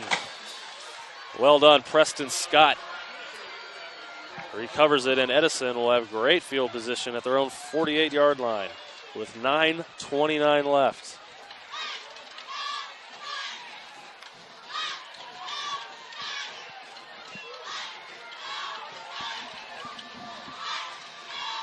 And you have to wonder right now, Jason, for the coordinators for the Edison Tigers, is it time to be conservative, or are they continue to press and not take their foot off the pedal? Is it time to be conservative right now? I keep with the zone read. Keep with Blake Wright, Kevin Nutt.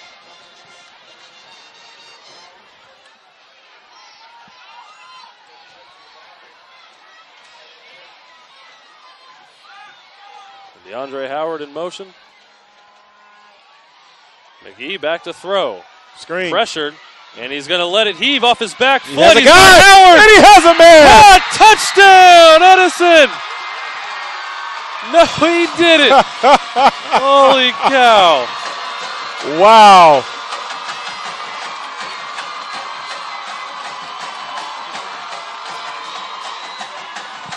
What a throw and catch, and the dagger to the Bullard Knights. Kyrie McGee to DeAndre Howard. For 52 yards. 52 yards and the dagger. We talked about at the beginning of the show, Coach Ricky Manning said, hey, look for Howard to have a big game. Kick is up and good. 41-21 here at Sunnyside Stadium. Jason, that is how you respond. That is, wow. Big. You know, he first let it go, and he was deciding whether he should run, should I throw it, threw off his back foot. I'm thinking, uh-oh. But, boy, did DeAndre Howard get separation, and that ball was perfect. Just how you drew it up, I guess. Yeah, in the bathroom. That's how you draw it up in the bathroom. That's just, hey, one athlete throwing the ball to another great athlete. Yeah, absolutely. And making a play. Mm-hmm.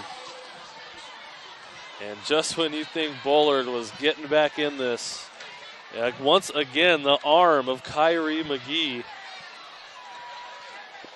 making a statement.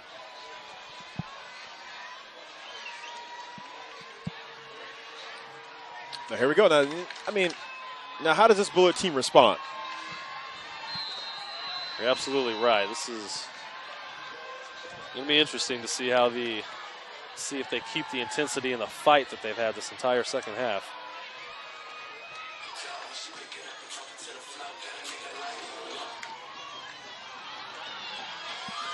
And a liner that's going to be taken by O'Neal. And he jukes to the right.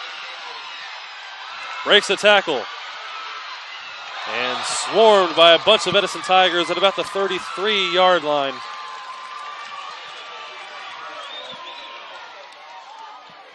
Good return by O'Neal.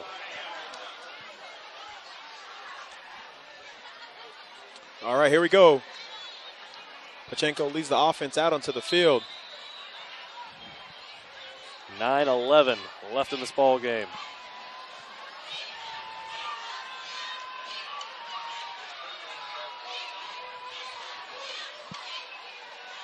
Here comes a blitz. And it's going to be a give to Barnes, and he is wrapped up. That defense coming alive. They were ready for that one. Jason, I have to believe we're going to see an action right off that play right there. Mm-hmm. Maybe a keeper half roll or something. A loss of 1 on the play. 2nd down and 11. I believe Coach Arax is setting up for something big here. Man coverage. It'll be Pacheco under center. And a handoff to Barnes.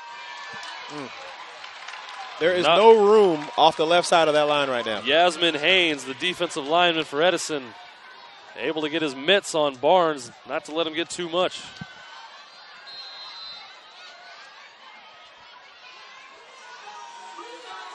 And 3rd and long. And this is almost the game right here, Parrish. That's right. With just 8:03 remaining. got to keep this drive alive. I guess you'd have 2 plays, really.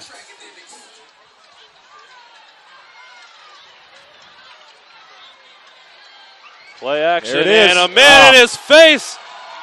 And Pacheco's going to go down. Jamel Muhammad. Once again, that's the same look we saw in the first half. You run that play action, but you have the end coming unblocked, free off the edge. Nobody blocks Jamel Muhammad. And just like Nook Greer did in the first half, Nick Pacheco goes down. And Bullard brings on the punting unit, which you really have to at 4th down and 20.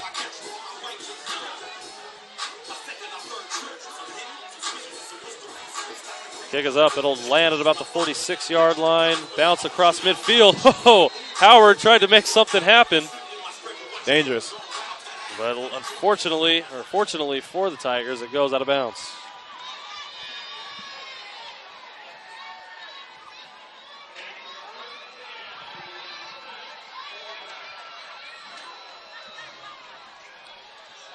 So the Edison Tigers with 7:04 left in this game. 7 minutes away from tying up this league. No, I have to believe they're not going to come out throwing the football right now. Yeah, now's the running game. That's right. Now we're going to come back to that zone read. Yep. We hope. And there it is, Blake Wright. Tackled for a very short gain. Looks like Enriquez and Isaiah Justice in on the tackle.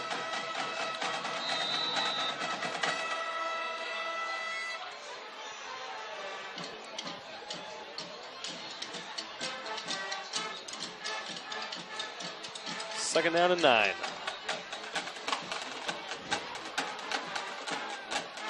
Tigers need to get just past the 41-yard line. The slot receiver is so wide open. It'll be a handoff to Wright, up the middle. And he's still on his feet. Isaiah Justice couldn't bring him down, but the rest of the Bullard Knights do. Forward progress, make it about a 3-yard gain. She'll make it about a 3rd down and 6 with 6:03 and counting. Edison's pace now slowing down as Kyrie McGee coming to get the play from his coordinator on the sideline. They are in no rush.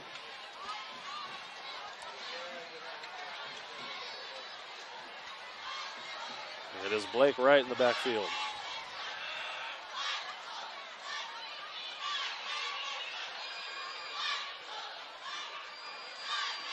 It is a give to Wright. Stuffed. Blown dead. Forward progress will make it up to 44. He's going to end up being about 3 yards short. 4th down and 6 to go.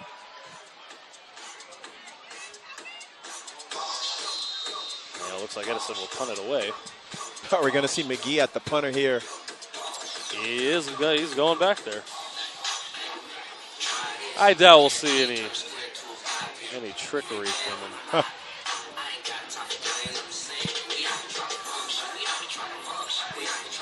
But what a statement for the Edison Tigers. 6-game winning streak now heading into the playoffs. High confidence. This is a huge win. McGee. High kick. And Isaiah Justice will fair catch it at the 23-yard line.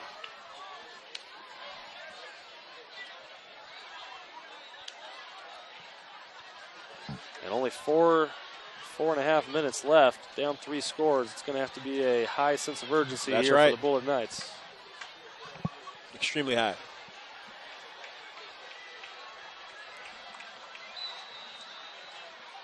What a treat it would be if these two teams would meet again in the playoffs. I'm not sure if that's... I think Bullard would love to see that. And this will be a handoff to Barnes. Running hard. Yasmin Haynes and the rest of that defensive line stops him for a short gain.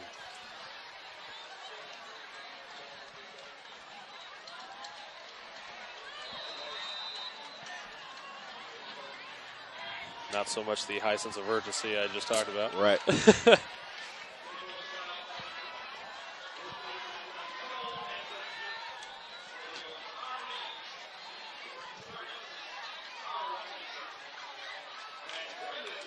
Stacked up well, played well. And Barnes not going to get much either. And it looks as if Bullard might be just throwing in might be waving the white flag. No, we've seen some crazy things from Coach Arax and that team over there, man. 2 consecutive runs here, and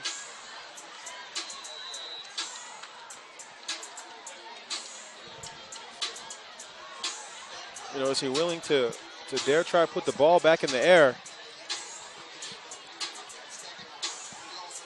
We shall see. 3 wide receivers to the near side. O'Neal in motion. Fake to O'Neal. Pacheco going to throw. He eludes the defenders. Rolling out right. He's going to try to make a run for it. Stops. And he's pushed out of bounds. Acted like he wanted to throw it. That was actually Isaiah Justice, not Pacheco.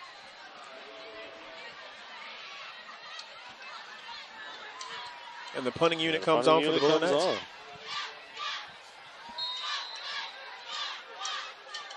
And back to return the ball is DeAndre Howard for the Edison Tigers, Mr.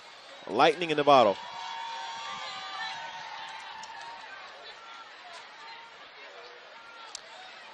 Kick away. Snap or hunt. Hike is good. Kick is up. Howard going to return it. Catches it. And tackled out of bounds.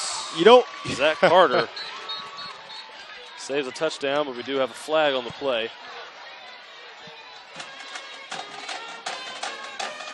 Holding on the Tigers. And that'll bring it back some.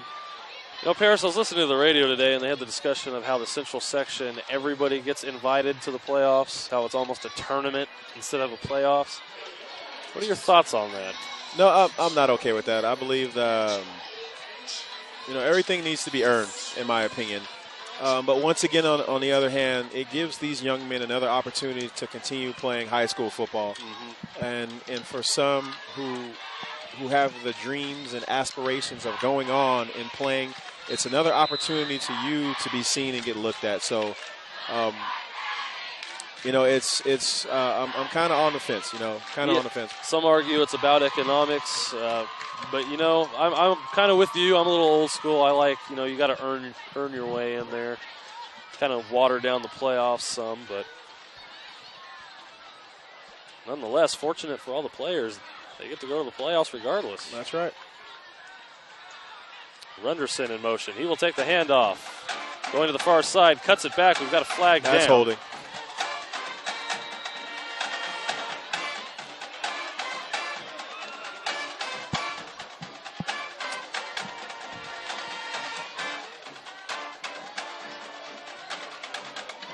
There's a gain of 5 on the play, but I'm sure you are right, and this probably will be brought back.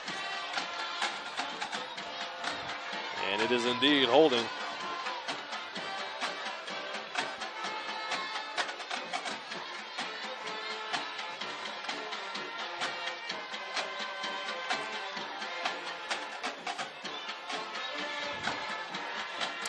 .252 remaining left here at Sunnyside Stadium. 1st and 10 for the Tigers.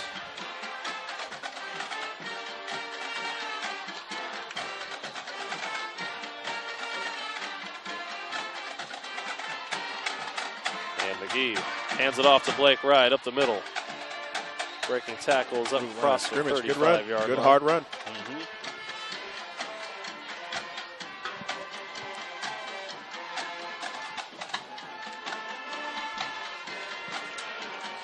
Folks, I remind you to stick around after this game is over. 2:15 left.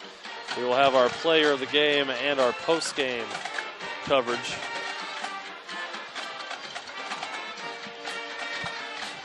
Right now, my vote is for Kyrie McGee. I don't think that's going to be a surprise to many here tonight. Not at all. He has done it with his arm, his legs. He has been effective. Blake Wright. No, I'm sorry, that is Ronnie Manning, his first carry of the game. And he gets a couple. As we now count down to 1:38 left.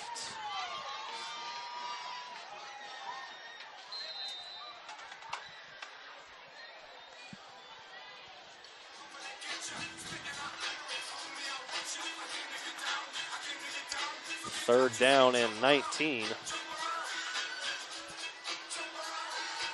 And Ronnie Manning in the backfield again.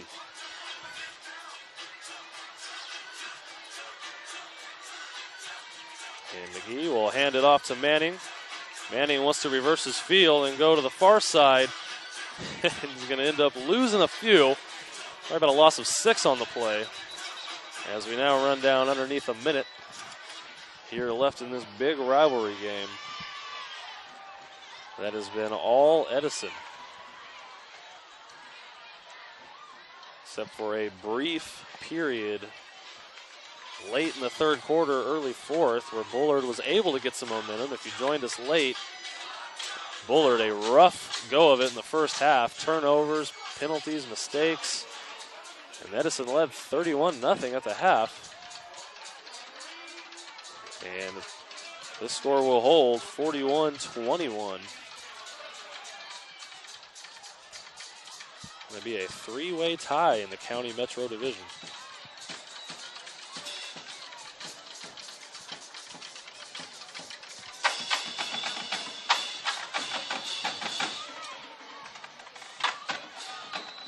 Folks, stay tuned. Kyrie McGee will be our player of the game. Paris is on his way down there to go snatch him up once this thing ends. 56 seconds. Fourth down for Edison. McGee back to punt it.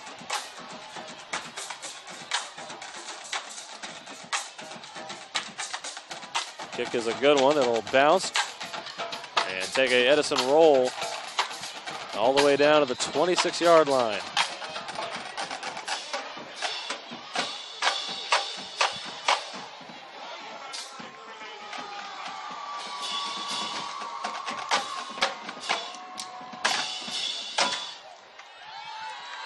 .45 seconds left.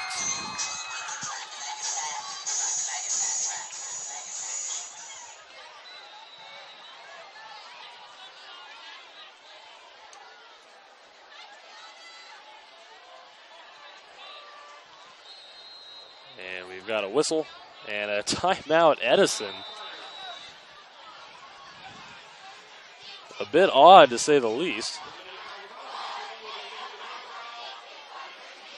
I think we were 2 plays away from wrapping this one up, and Ricky Manning wants to talk something over.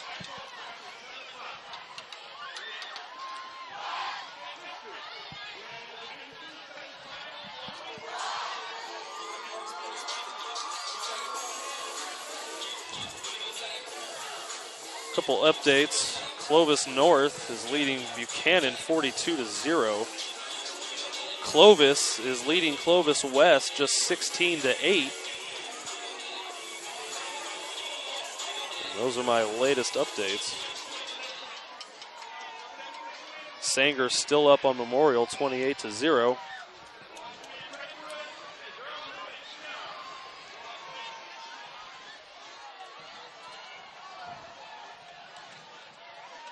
And Pacheco was underneath center that last play, now in the shotgun.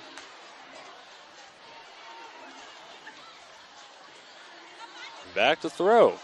Got some time. He's going to go deep. And incomplete, looking for John Brown.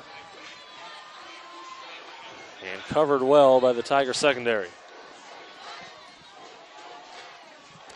Clock stops with 39 seconds left.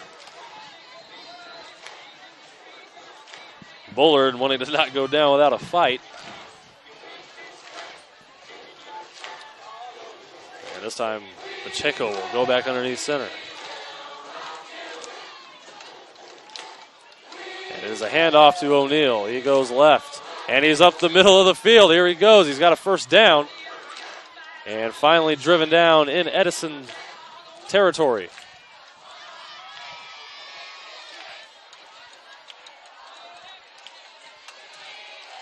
Tiger defense looking a little reluctant to tackle anybody on that one. 27 seconds and counting.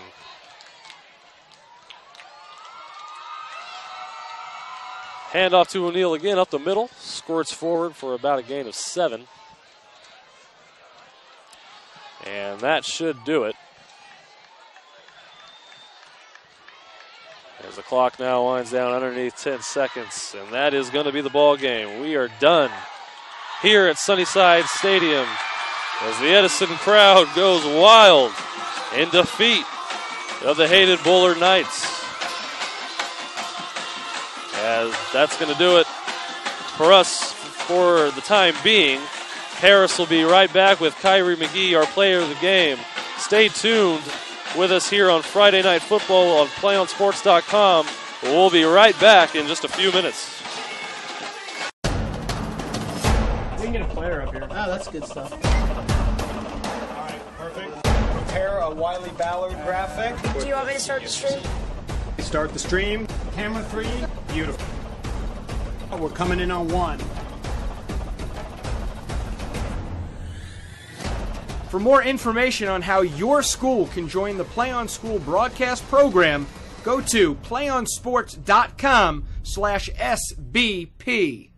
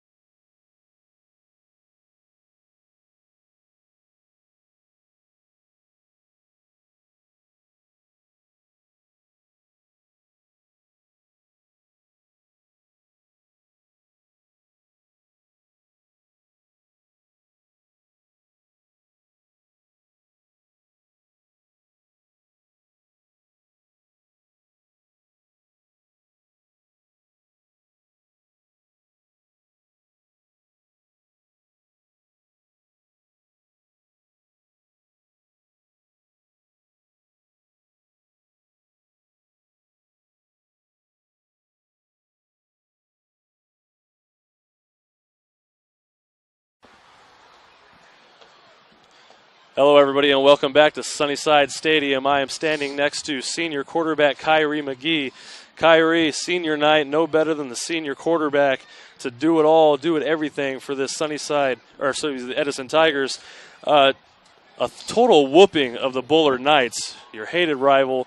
Great game. What did Coach Manning say anything to you before the game to make you guys play so well to get off to such a good start? Well, honestly, yes, he did pump us up. He gets us pumped for every game, but we really wanted revenge from last year, from playoffs. Everybody that played last year, right? We just had to get them. We came out fired up. We went to locker rooms fired up. Everybody was saying, don't let up, because last year, halftime, they came back and got us. But this year, we came out with the same momentum. We came out first half and finished the game. That's right. What was practice like all week? Did you have a great week of practice? Did you know you were going to come out and just kill it? I knew it, because when we have bad weeks at practice, we don't do good. We don't have communication. The throws aren't there. The runs aren't there. Line ain't doing what they're supposed to. But this whole week, everything was just clicking, and we got it going. Man, your throws were on point today. You came out, started throwing the ball. Tell us about that deep ball to Howard. Right when Bullard, right when Bullard was starting to make a comeback, they were starting to get close, and you just dagger to the heart, ended it with that D ball. Tell us about that. I mean, I told him from the get-go before we even went to office, I said, just keep going. No matter if you can't see me, if you think I'm tackled, keep going. I'm going to throw it out there. That's right. Well, how about that fake punt? Walk us through that one. That was awesome. I mean, Bullard, me and my coach sit down for hours and just watch film, and we notice how Bullard, they'll sit or they'll come, and they had one person, so I knew they were sitting. Right. So I told him, it's a little play. I ain't going to say it and expose it right now, but it's a little play that we call, and he lead block for me, and I just follow right behind him. Awesome, man. You guys keep the winning streak going. Playoffs next week, personally. Playoffs started for us today. Absolutely right. So you guys are ready then? Of course. By far the best interview we've had this season. Kyrie McGee, senior quarterback. That's going to do it. We'll be right back. Paris and I will be back for the post-game coverage right after this. We can get a player up here. Oh, that's good stuff. All right, perfect. Prepare a Wiley Ballard graphic. Do you want me to start the stream? Start the stream. Camera 3. Beautiful. We're coming in on 1.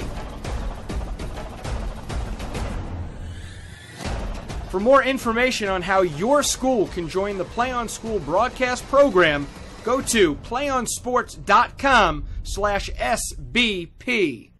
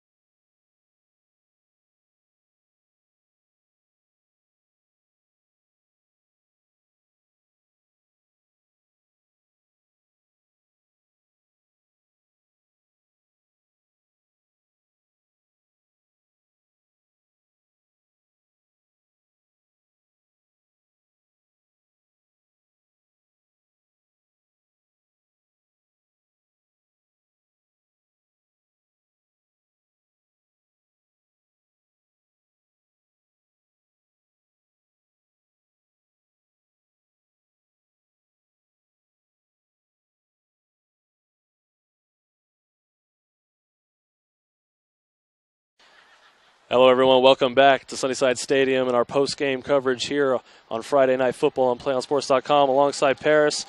I'm Jason Phillips. So we just saw the Edison Tigers whoop on the Bullard Knights, 41-21. Bullard, they were just done in off their slow start. That's right. It was simply too much. The early mistakes in the first half is what did it in. A tale of two halves. They did put up 21 points in the second half. And the little things, Jason, we talk about the little things and being a technician at those little things. And Bullard just simply self-destructed in that first half. You're right. And it was good to see him kind of fight in the second half. They made this thing respectable. They were actually one big pass play away from really making this thing interesting in the final quarter. A lot of credit to the Edison defense for their outstanding play. And what was your overall take on Kyrie McGee's play tonight? Kyrie McGee, you know what, tonight, simply too much Kyrie McGee. He was obviously the best player on the field tonight. The young man made a play with his feet. He made a play with his arm, throwing a dart off his back foot. We just interviewed a young man. Notice his Elite 11 shirt, and true to that, he played like elite tonight. He did.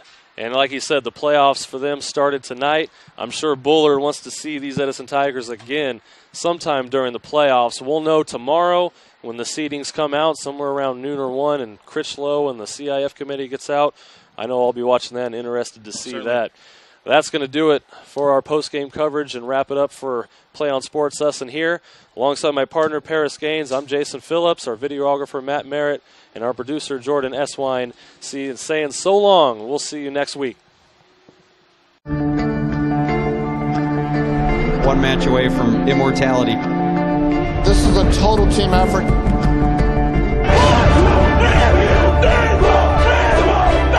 going to come at you. One shot.